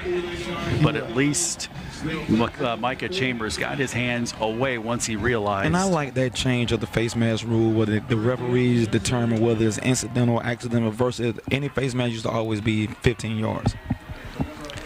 So make it 3rd and 4. That same set they stayed in this almost this whole drive today so far. Klein in motion, and the ball is dropped by Jones. He picks it back up, and will it be enough for a first down? Yes, it will. Fortunate bounce there for Wilson. 45 yards. Is that Jesse Hart? Is Jesse Hart midfield? So first down for Wilson. Jaden Jones isn't a small back either. He thinks he's about 215, 220. You can see this is playoff football, cold weather. You got to be physical.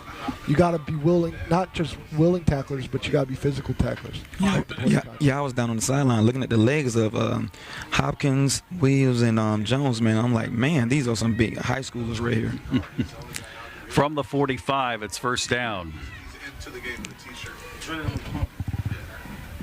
Hoffman gives to Jones again and cuts back and gets 4 yards, maybe about 3.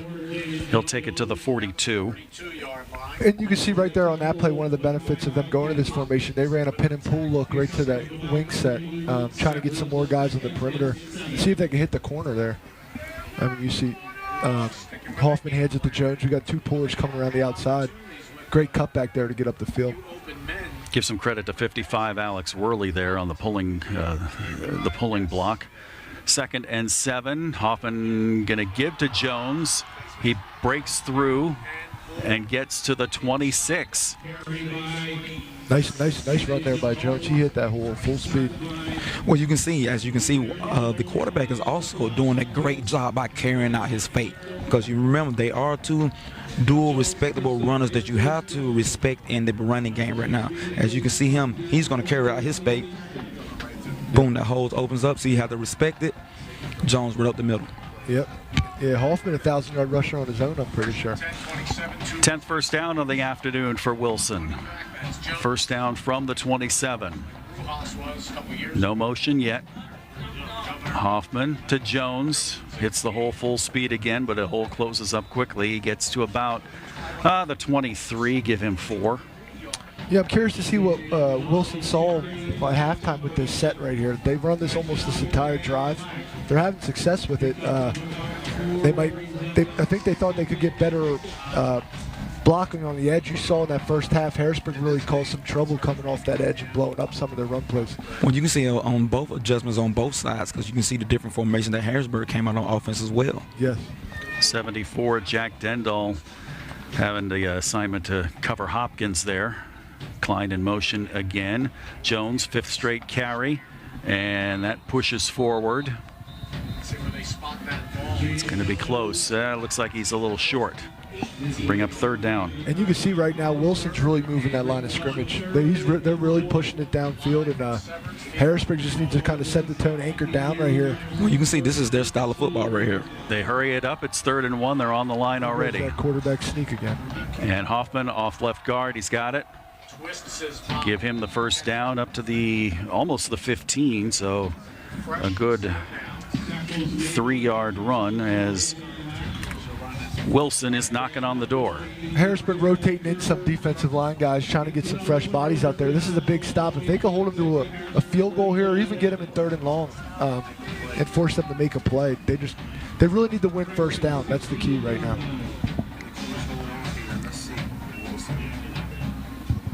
From the 15. The RPO again to Jones, busts up the middle, he's gone. Touchdown. Jaden Jones, 15 yards, 16 yards out. And the first touchdown of the afternoon, and Wilson takes the lead. Yeah, and it's the exact same play that he broke earlier for that long run. Looks like they're pulling the center around this the open side here to the right. And they got an extra guy out there. Sorry, the backside guard. Pin and pull concept. He hits that thing right inside.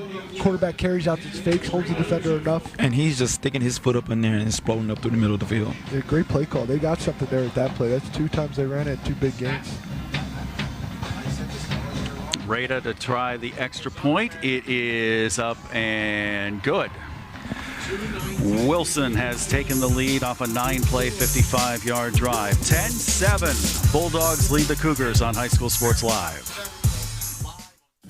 Erie Insurance says here's to the grown-ups who move, mortgage, mow, and still bust a move. But does your home insurance still fit? Erie helps you protect the home you've grown into, all at fair prices that are often less than the other guys. So how do you find the right coverage? Magic. Nope. Local independent agents who get to know you like this. Your local Erie agent is Capital Region Insurance Agency, 717-731-1142. Erie Insurance. Wilson leading Harrisburg, 2:19 left to go in the 3rd quarter. 9-play, 55-yard drive, 4 minutes and 7 seconds. It was no passing. It was all running. 5 of those 55 yards were Hoffman, and the other 50 were to Jones, including the 16-yard touchdown that has given the Bulldogs the lead. Yeah, you see both teams right here riding their horses, getting the ball to the guys that got them here, controlling the line of scrimmage, and it's first team to stop the run wins the game. That's as simple as it gets. Ben Rada with the kick, and they squib it to the 37-yard line, no return, and it is a first down for Harrisburg. Winner of this game will take on State College. 28-19 winners last night over Delaware Valley. 3 of the 6A games are being played today, including this one. A total of 10 PIAA playoff games being played either today or tonight. Tough loss last night for Cedar Cliff against Exeter. They lose 42-35, so Exeter will take on Governor Mifflin for the 5A title, and all Berks 5A title game for District 3. Here in the District 6 championship game, Harrisburg, and a fumble, and it is pounced on by Wilson. It just looked like Sean Lee dropped the snap and got the and Dominic Memo got the recovery, and it is the second turnover for Harrisburg on the afternoon. That's the second. Yeah, that came out in the same formation they ran that whole first drive. This time try to test them on the perimeter with a quick pass game. Just slipped right out of his hands. Unfortunate, weren't able to jump on the ball. Let's see how the defense responds. And out of time the whole. Let's see right here. As you can see, goes back to throw, and he just lost it. And a nice job of 21 Landon Farrell getting back on top of him so that Dominic Memo could make the recovery. And now it is Hoffman off right side and nothing doing. I didn't hear no whistle. Good physical play there by Harrisburg defense. I mean, you can see they're not hanging their heads. They trust their defense. They came out there ready to go. One thing you can see is they've been setting that play up. I was wondering when he was going to keep it. There's the play that the two, like you said, the long run up the middle plus the touchdown right there. Was they going to respect the quarterback? But you can see the Harrisburg accounted for everybody on that play right there. Great adjustment. Loss of 1 makes it 2nd down and 11. Can't teach that quickness, guys. You see it. Evan Williams, number 6 here on the near side. They send 9, TJ Flight in motion, and he gets it and only gets about a yard. Yeah, run that jet sweep concept right at that wing set. He don't allow him to get the full speed. They set the edge, and it's another 1-yard gain right there. Yeah, that's the first time I've seen Wilson come out of that concept. You're right, with the jet. Matter of fact, that's the first time we've seen somebody touch it besides the quarterback and Jones. Exactly. It'll be a run of a yard, so 29, make it the 28.5. It's 3rd and 9. Big play here for Harrisburg. They stop him here. They're kind of right out of field goal range. Last time they ran this was an RPO set. Let's see if it. Hoffman looking to throw. Has a man, and it's incomplete. Going deep there was for TJ Flight, their leading receiver. Justin Cook on the coverage, and it's 4th down. Yeah, great play there by Justin Cook. I mean, it looked like the receiver had a step on him. He made a great baseball turn, get back on top, and that's a dangerous throw for Wilson. Justin Cook's been a playmaker for Harrisburg all year. You can see that he's coming into the game with 10 picks, looking for the record here. So as you can see, these guys know right now that we have to play anything to stop Wilson from getting in the end zone. That was a great defensive play. Only the 8th pass attempt for Hoffman. He's completed 4 of them. And now Flight goes to the far side. Williams here to the near side. Shuffle pass. And pass is incomplete. It's a turnover on downs. And Harrisburg will get the ball back with 36 seconds left to go here in the 3rd quarter. That's that same shovel pass they ran in the first half. This time Harrisburg's ready for it. They've seen it once already.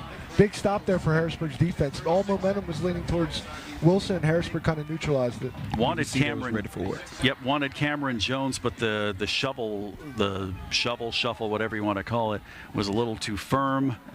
And if Hoffman had kind of seen had set the scene and seen that Cameron Jones did not have any room to run, that might have been the smartest play to do. Hopkins has a full head of steam, gets to the 40, to the 45, to the 50. Nice stiff arm to the 45, to the 40, and another sidestep to the 35, and up to the 30, and that is a huge gain for Harrisburg of 38 and a 1st down. Great run there by Hopkins. He hit that hole hard, exploded, made a great cutback, 2 great stiff arms. You saw the whole package right there from Hopkins. There's the stiff arm to the shoulder. You can see that play, that zone, that open zone up in here, because we got the defense spread out there in that 3-3 by 3-3-5, and you can see now Mackay, the Mack Truck Hopkins, is getting rolling right now, and you can tell that he wants the ball. They're not going to run another play before the end of the 3rd quarter, and we'll take it to the 4th quarter. Harrisburg trailing at Wilson, but driving. It's 10-7 Wilson in the District 3 6A championship game on High School Sports Live.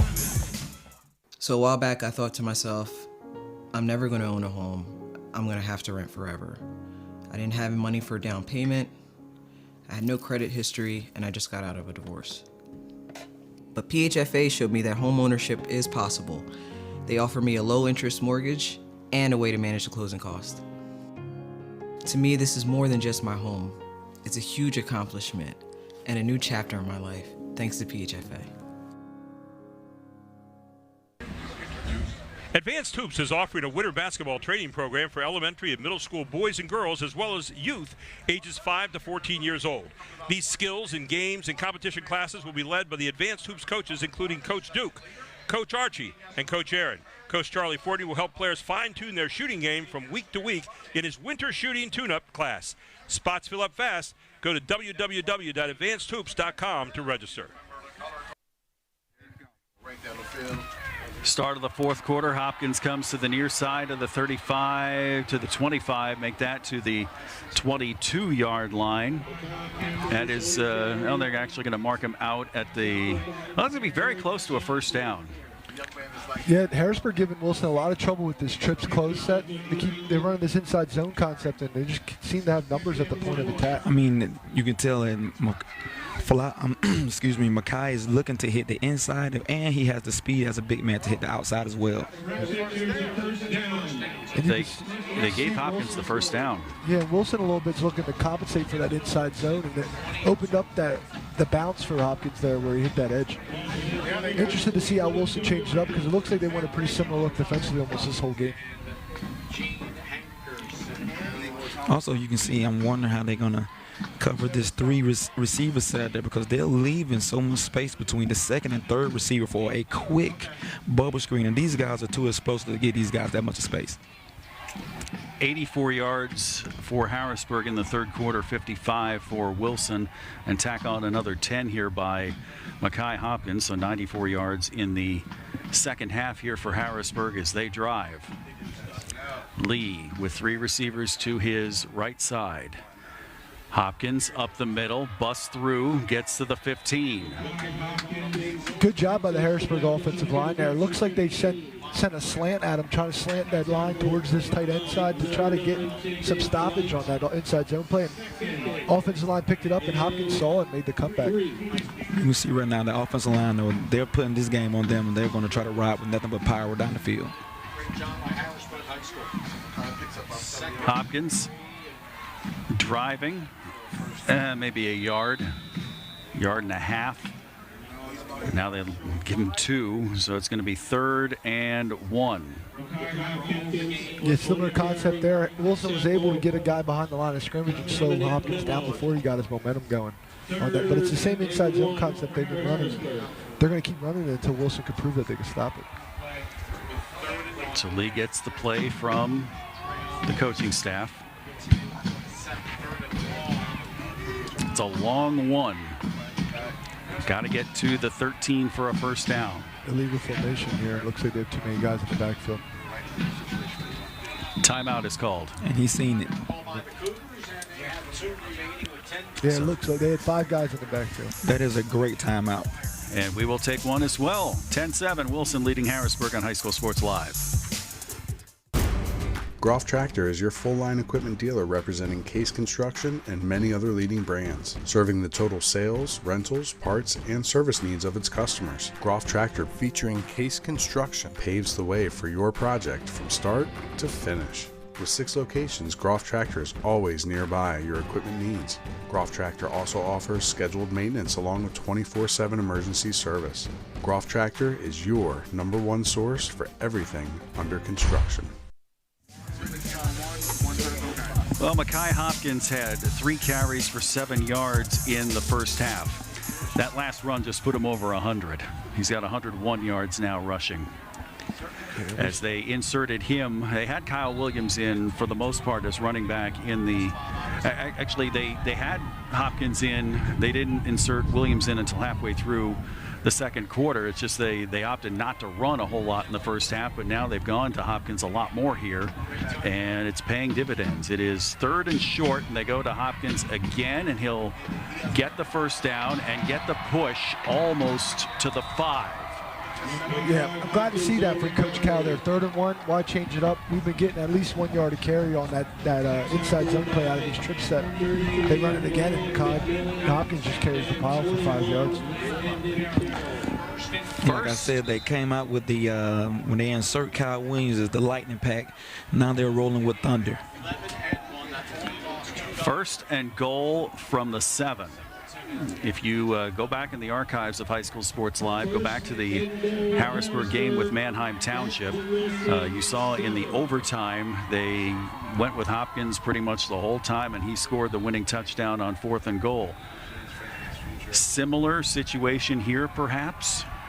They've been riding Hopkins here for this entire drive. This is the 6th play of the drive. Lee gives it to Hopkins up the middle and pushed back. The interesting play there for Wilson. They switched to a 3-4 look this time. Get two extra guys on that line of scrimmage in the 50. You can see like they put 7 in the box that time. 7 yards to go here on 2nd and goal. Flag on the play. Sideline warning, perhaps? The coach being on the... Yep. Yeah, just a sideline warning, so it's not actually a flag. What happened there? Coaches coming out in the field. Yeah, I think we had too many coaches on the field. They're allowed, I think, one signal caller, one guy to be out there a couple steps. Yep. You as a head coach would know that, yes.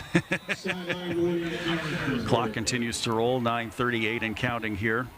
In the 4th quarter of the District 3 6A championship game, winner will take on State College next weekend.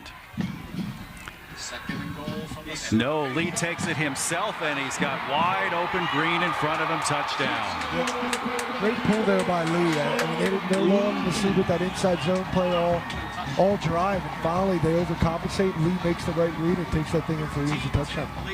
That was a big play by the freshman right there, and a great read. Especially coming back from that fumble, being able to make a big-time read like that, big-time play in a playoff game by a freshman. You know, that's great turnaround, great leadership by the Harrisburg. Great sell. Had TJ Flight coming right in to make the play on Hopkins, but then took the ball out of Hopkins' gut. He took it himself. He had nothing but green AstroTurf in front of him. 7 plays, 70 yards, 3 minutes, 12 seconds. Hopkins going to try and make it a 4-point game once again. Out of the hold of Justin Cook. It is up. It ain't pretty, but it's good. 14-10. Harrisburg leads Wilson on High School Sports Live.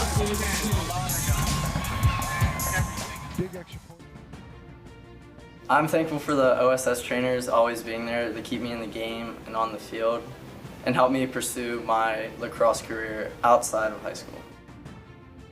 I'm going to Florida Southern College to play lacrosse. OSS trainers have taught us a lot about our bodies and keep them healthy, and that's going to help us get ready for collegiate sports. OSS Health. Extraordinary care. Extraordinary athletes.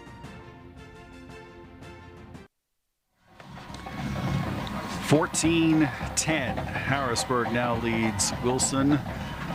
Mekhi Hopkins with the first 6 plays of that drive and the first 63 yards. And then Sean Lee takes it the other 7 off the RPO.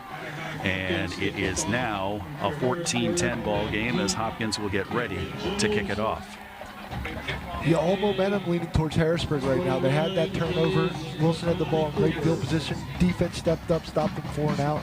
Anxious to see how Wilson steps up here to try to gain some of that momentum back.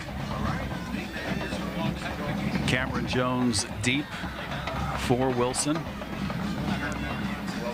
See how far Hopkins decides to kick it. It's a squibber, and it's going to be taken at the 36 and taken into Wilson territory by Jason Beckford. Up to about the 45-yard line, make it the 46, and it's a first down in Harrisburg territory for Wilson. Yeah, it's still enough time on the clock where Wilson doesn't have to get out of their game plan. They can still run their script, their offense, control the line of scrimmage, try to milk the clock, use the run game. But interested to see if they do try to take a shot or something, again, to try to neutralize that Harrisburg front. First down. Hoffman gives it to Jones, and he's taken down behind the line of scrimmage, and there's no gain. Nice play by the Harrisburg front there. I'll tell you what, this defense is fast. They run to the ball well, too. There's a lot of black jerseys right there. on that football at the point of contact. As you can see, Harrisburg has now figured out the concepts, figured out what they want to do, and now they're attacking. They're putting the players in the right positions to succeed right now, and the players are making the plays. 21 Micah Chambers there on the stop at 2nd and 11. It looks like Harrisburg got Wilson out of that set they've been running most of this first half. Pistol. Hoffman takes it. Minimal gain, 2 yards maybe. To the 44. So it'll be 3rd and 8. Let's see if Wilson changes it up here, runs some type of new concept. Let's see if we could get to some 3-step. They ran that seam route earlier. It was open, but the Harrisburg linebacker got his hand on it. See if they come back to something like that. Harrisburg sitting in this cover 3 set, and let's see if they can attack those seams. Right here, you try to see they're trying to spread Harrisburg out there. They spread them out to soften up the middle. Hoffman, quick drop, being chased, and throws it away. That's got to be grounding, isn't it? I think they're going to discuss it. The officials are discussing to see, did they get in depth? Did not get it back to the line of scrimmage. That's going to be intentional grounding. And it's going to be a 4th down situation now for Wilson, and they're going to have to punt. They look like a curl wheel concept on the outside down here for Wilson, trying to attack that cover 3 concept, get that corner cheating up on the curl, but good job by the Harrisburg defense. They had that thing locked up. I mean, you have so much speed coming off the off of the edges right there with Terrell Reynolds and Micah Chambers right there, and what he did was put pressure on him from the backside, because without that pressure right there, I still think he has time for a pass or a run option right there.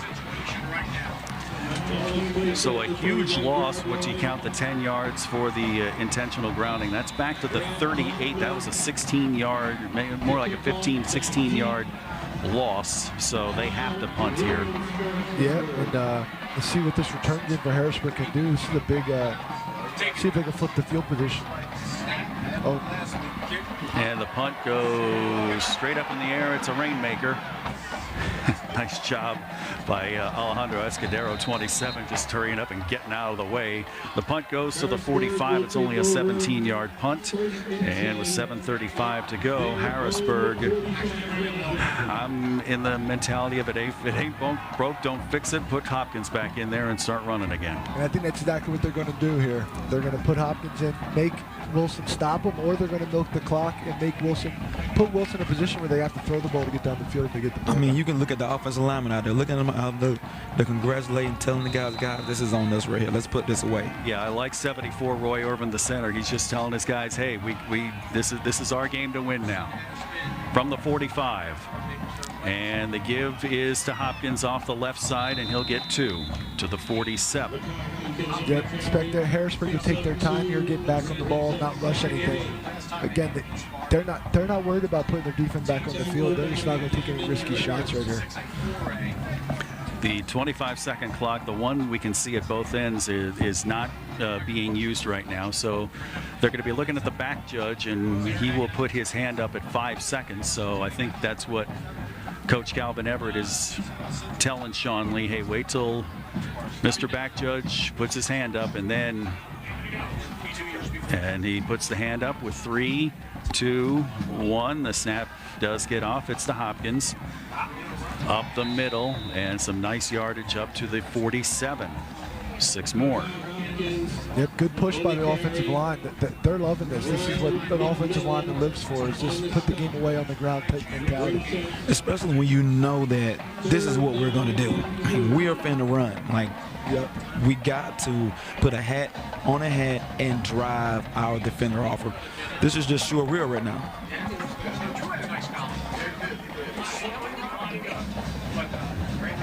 So Harrisburg comes up to the line. 5 on the play clock. Lee takes the snap, gives to Hopkins, and he gets the first down. First down. Good second effort by Hopkins at the point of contact.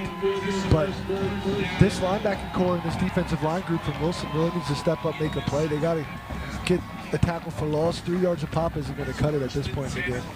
And the thing about it is, I wish we had the stat that we can see how many yards that he's getting after contact, because Wilson has hit him in the backfield a lot of times, and he has still driven for 3 to 4 yards.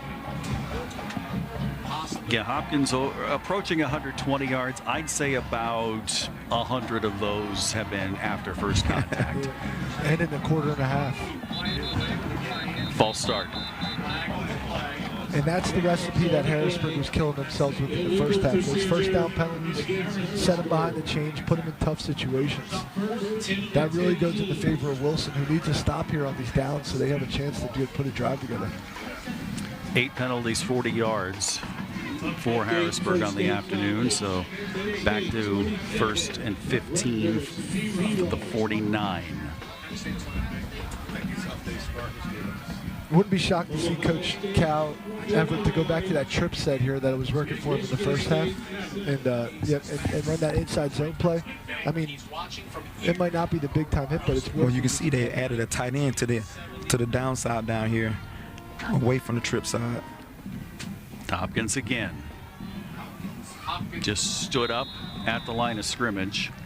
Nothing doing, so 2nd and 15. And another thing that, when the momentum is going and when you get a penalty to put you back 2nd and 15, it kind of messes with your psyche a little bit. As you can see that Wilson got great penetration. So I wouldn't be surprised right now if I see Harrisburg come up with an inside zone and a quick hitter to one of these receivers in the slot, which is still a run play. Yep. They got that set out there with that edge pressure coming from the top of the field to throw a bubble right now. Hopkins again. Get him to the 44. He gets the penalty yardage back, and now it's 3rd and 10. I saw in a couple plays recently how much room the defensive backs from Wilson were giving the receivers from Harrisburg, and they were concentrating more on the run. So. Yeah, and they're obviously worried about that Harrisburg speed on the perimeter, and they're willing to give up some of that underneath stuff. I'm anxious to see what Coach Cal calls here, if it's whether it's another keep by Lee on the perimeter or hit a quick screen. Just give your guys a chance to maybe get that first down, but not with as much risk. It's me. I'm doing the same thing. I'm keeping the ball in Hopkins' hand. Hopkins again, but only to the 43, so it's a gain of 1, and now it's 4th down and decision time for Harrisburg. 4th and 9 from the 43 as we approach 3.5 minutes. I think Coach Cal should keep his offense on the field and run that quick punt in. Oh, absolutely right now. I mean, our defense is playing phenomenal right now, and we want to at least put Wilson on the 15 to 10-yard line. We got our speed out there to be able to run down there. Yeah, and it looks like it's going to be that quick punt. They ran it out of this empty set earlier.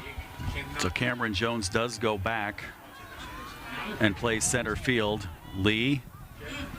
He kicks it.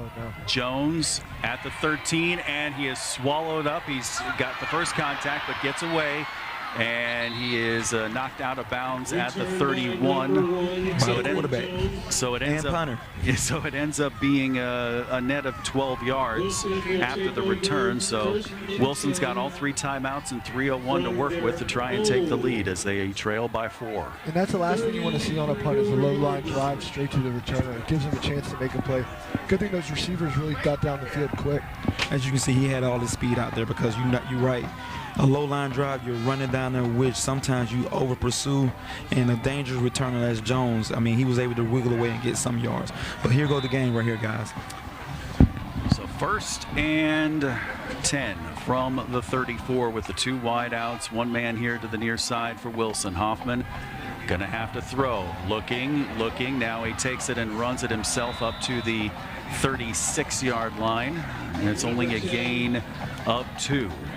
Harrisburg just needs to stay disciplined here. Don't give up anything easy. They got Wilson in a game right now that they don't want to be in, where they have to throw the ball, get the ball to the perimeter, and they can't just rely on Jones and Hoffman in that running game. So Cameron Jones goes off for this play. Evan Williams back in as one of the receivers. 2nd and 8 from the 36. Brad Hoffman gives to Jaden Jones. Stacked up pushing to the 42 at 6 yards. And it's 3rd and 2. Nice run there by Jones. He's really driving at the point of contact as well. I mean, he knows that. I mean, he's a senior here. This could be his last high school football game. As for all the seniors that's playing this game on both sides. But you do want to be the senior that's trying to advance.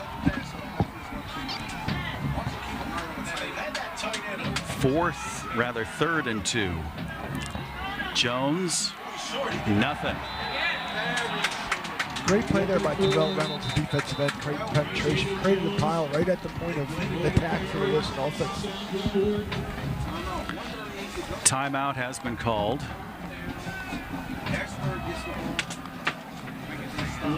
We will keep it right here during this timeout. I think Wilson was the team that called the timeout. Yep, this is where you run your best play. That play you've been saving all game for a certain situation, whether it's a trick play, whether it's 3-step, whatever you think is your best play, your bread and butter. It's right now. This whole season's on the run.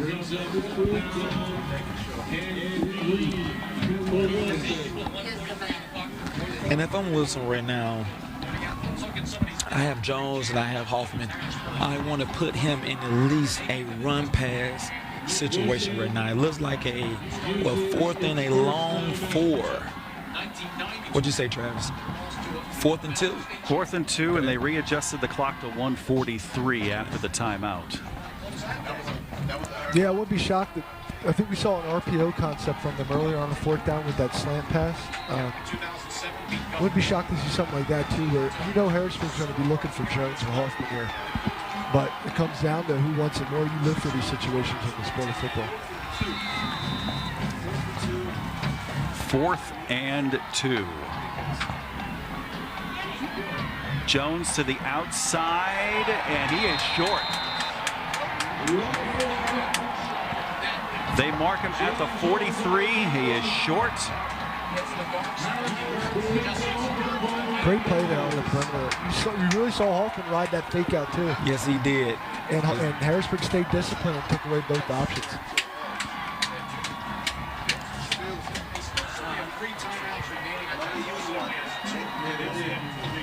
Oh yeah, you can see he wanted to keep it. He's thinking about that like, nah, I should have kept it. Yep. It looked like he was a little confused at first whether he should keep it or give it.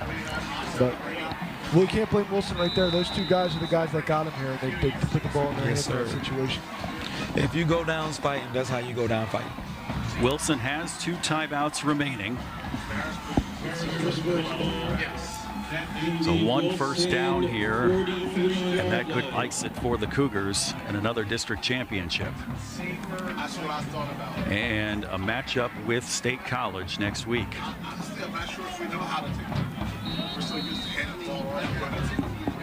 Delay of game? Most likely. If it was thrown by the back judge, yes, delay of game. So back to 1st and 15 from the 48. 9th penalty of the afternoon for Harrisburg, but they've all been of the 5-yard variety, and they've overcome those penalties. Yep, look for a lot of times in these situations, the defense tries to just overcompensate, send a blitz. Sometimes that's guessing. You might just blitz right past it, and the game might. Yeah, I mean, Wilson still does have 2 timeouts right now. So right now you're trying to get in, you're jerking, you're pulling, you're trying to do anything you can to get that ball. So Hopkins stopped at the 50. That's a loss of 2. So they take one of the 2 timeouts still remaining here. We'll keep it here as the 50-yard line is where the ball will be spotted. 2nd and 17. Yeah, Harrisburg's going to stick with that inside zone game, and they just need to try to bust one here, so use a little bit more of that clock. Whether you don't have to get the first down, but you want to get some positive yards. Exactly. And as a coach right now, you are trying to see that clock to continue to tick. You don't want it to stop anything right now. Yep, your guys are going to get up the ground a little bit slower, try to create a pile in there, all that stuff. My guess is passing is out the window right now. I'd hope so. 91 seconds left. Back to that trip set that they've been having success with all second half. Bring it here to the near side. That's 19, LeBron Jones moving sides. They roll Hopkins to the right side this time. Is the ball out? The ball came out. The ball came out. I'm not sure if he was down or not. He got him down. This ref has him down. They called him Both down. girls has him down. Yeah, I was about to say, it looked like he was down. Yeah, it looked like he was down. So 3rd and 16 coming up today, and timeout was called. They missed the replay again. The final timeout was called by Wilson, so it's it'll be 3rd and 16. They called a timeout.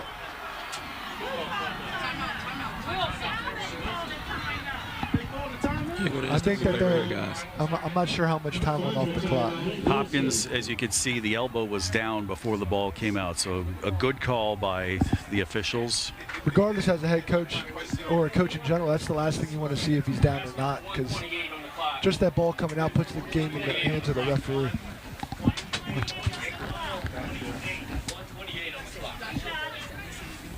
So they're going to adjust the clock to 1:28.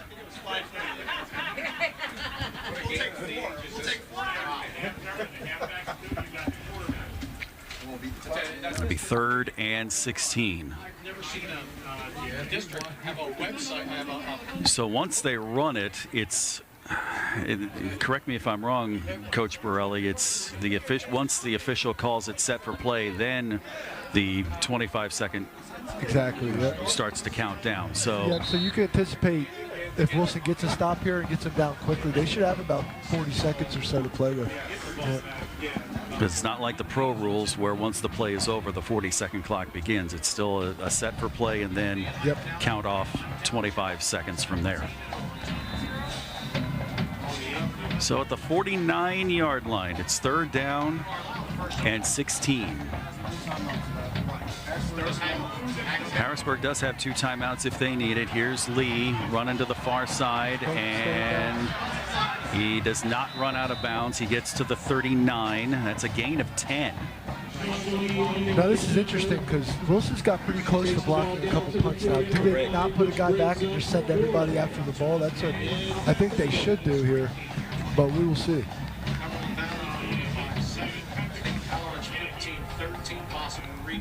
Well, I think now Coach Cal is going to run this all the way down and call a timeout and tell these guys right here about this punt situation. Because you're right, Coach Borelli, you do got to be prepared for Wilson that's going to come, because they did get close to the last punt. And also, we're not trying to punt it to number 1 back there. Nope. So the 5 seconds, 3, 2, and timeout has been called with 39 seconds left to go. So Harrisburg down to 1 timeout. We will keep it here. Yeah, 4th and 7 is a little interesting. It's a little too far to go for it. If it was 4th and 5 or less, I could see Coach Cal taking the offensive snap here, trying to get the first down to seal the game. I'm not sure if he'll do that with 4th and 7. I think he's going to play it more safe. I mean, my defense has been playing outstanding this 4th quarter right here. At least I want to get a punt, get these guys pinned down on the 10-yard line and make them drive 90 yards in 30 seconds to win the District 3 championship in our hometown. Especially as a team like Wilson, who their cup of tea is putting the ball on the ground and running the ball. Well, I don't know too many run players that can go for 90 and 30, unless it's some broken tackles. Yep. And you don't have Leonard Fournette out there either. You've got high school juniors and seniors, so it is. Here's that rugby formation that they got real close to blocking. They said they almost tipped the last time. So Cameron Jones is deep for Wilson.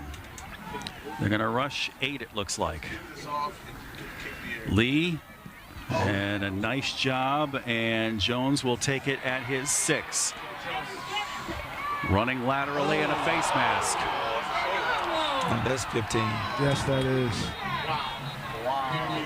So the ball will be up to the 25-yard line after the punt. I've never seen a face mask like that before. That was at full speed, both guys. And you can see, I mean, it definitely wasn't nothing maliciously intended. You can see he just had his hand out there, and man, it just get caught up in there. And sometimes when they get caught in there, guys, it can look really bad. Yeah, he was about to sprint right past him, it looked like, and stuck his hand out there. There's Jones, and And now, man, I think if he gets around here, man, we might be talking about a little something different here. Yeah, no, there's no malintent there by the Harrisburg defender, but if he doesn't make that play, I think Jones might still be running. So the ball will be moved up to the 25-yard line. It's only 15 yards. Yes. 75 yards and 29 seconds. No ties here. There won't be overtime. The last thing you want to see is Harrisburg be too soft here, though, where they're giving up too many free yards. So Harrisburg has dropped out the pre-bid defense. This is where a guy like Reynolds really gets to go. And they're going on to catch the ball. Hoffman hook and ladder, looking to throw, and the pass is caught over the middle. And the clock will stop with the first down. I think they should spike it right here. Already got it. TJ Flight with the catch. Give him 22 on the catch. And stopped down to 16 seconds. I can see that one more time doing another similar play, attack in the middle of the field where Harrisburg's soft. All you need to do is get first downs right now to stop the ball. And it goes back to that extra point by Hopkins earlier. That was a critical play. Yes, it was. Both extra points. And he had only been at about 55% on extra points for the year, and he kicks both of them. They weren't pretty, but he made both of them. But good call there by Coach Doms and the Wilson staff. They know they're going to get prevent guys guarding the sidelines. They get some positive yards, get guys off the field. So 2nd down and 10 after the spike. They move Evan Williams here to the near side, 2 receivers far side for Brad Hoffman. Now coverage comes up, and a blitz is coming. Hoffman looking to throw, has the catch, and out of bounds goes Jaden Jones to the 48. It's only a gain of 5, and it's 3rd and 5, down to 10 seconds. Yeah, but now you're thinking maybe take a shot, Hail Mary, or you can go to the sideline, get out of bounds, and put yourself in a better spot to go deep. My quarterback at Hoffman right now, I know he can put the ball in the air 40 yards right now. What is it, about 45, 47 yards right now. 10 seconds. I'm looking to take a shot. Or like you say, man, I can get that down from 47 to at least 42. 5-yard out right here, get out of bounds. A date with the Little Lions of State College next weekend awaits the winner of this one, and we'll know who it is in 10 seconds. It is 3rd and 5 from the 48. Hoffman in the shotgun with and we've got a delay of game. So move it back. That's tough. So that 47 pass went to 51 right now, 52. And it's crazy how that 5 yards on the field just looks so much fun. Yes, it does.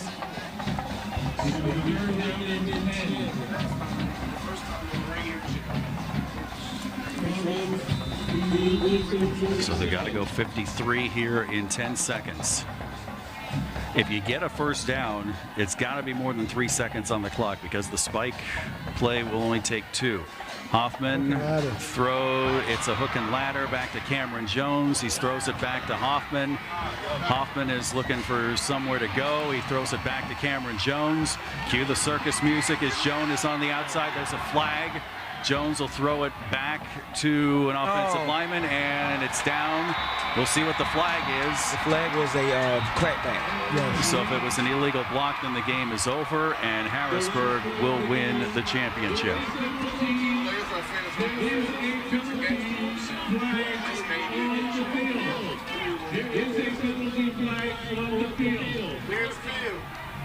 You can see Coach Cal trying to get his guys off. But it definitely looks like a crackback block or a block in the back or something of that nature. Right? It was a crackback block. Game is over. Harrisburg is your champion.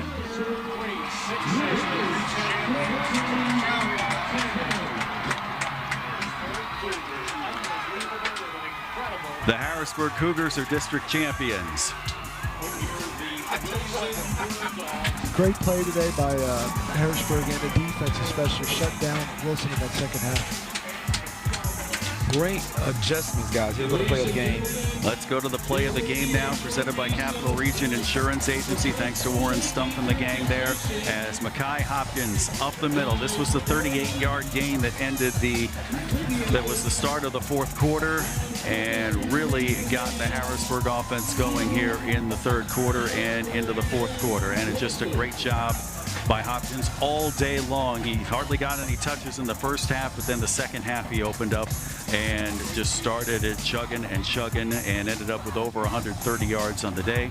So the play of the game goes to Mekhi Hopkins on the 38-yard run, and then we'll transition into the player of the game, and we're just going to keep it right with Lucky 7. The Hoffman Ford player of the game is Mekhi Hopkins. Yeah, Mekhi had a great game today in that second half. I mean, you think about that 38-yard that he broke to shift the field position. It was right after that turnover Harrisburg had, and they had that big stop. But all day he broke tackles. Again, I wish I knew how many yards he had after the first contact. I mean, you can see he, and I'm a defensive player. I mean, as a defensive back, a linebacker right now, man, you just get tired of seeing a guy like that that's bruising you coming through all game like that. And that started to tell, because in the first half, those hits was made at the point of contact. The second half, it was a hit, then 3 to 4 yards here, 3 to 4 yards there, man. It just wore those kids down today. It was Sean Lee who got both touchdowns, but it was Mekhi Hopkins who set it all up. Over 130 yards on the afternoon, and Harrisburg gets a date with State College next weekend in the District 6, in the District 3-6 matchup in the 6A tournament here in the PIAA playoffs. We hope you enjoyed it for this afternoon. For Coach Josh Borelli, for Archie Smith Jr., for Chad Edwards and the entire Invicta crew, and Charlie Fortney, I'm Travis Sparks. Harrisburg 14, Wilson 10. Happy Thanksgiving, everyone. Thanks for joining us, and please buckle up.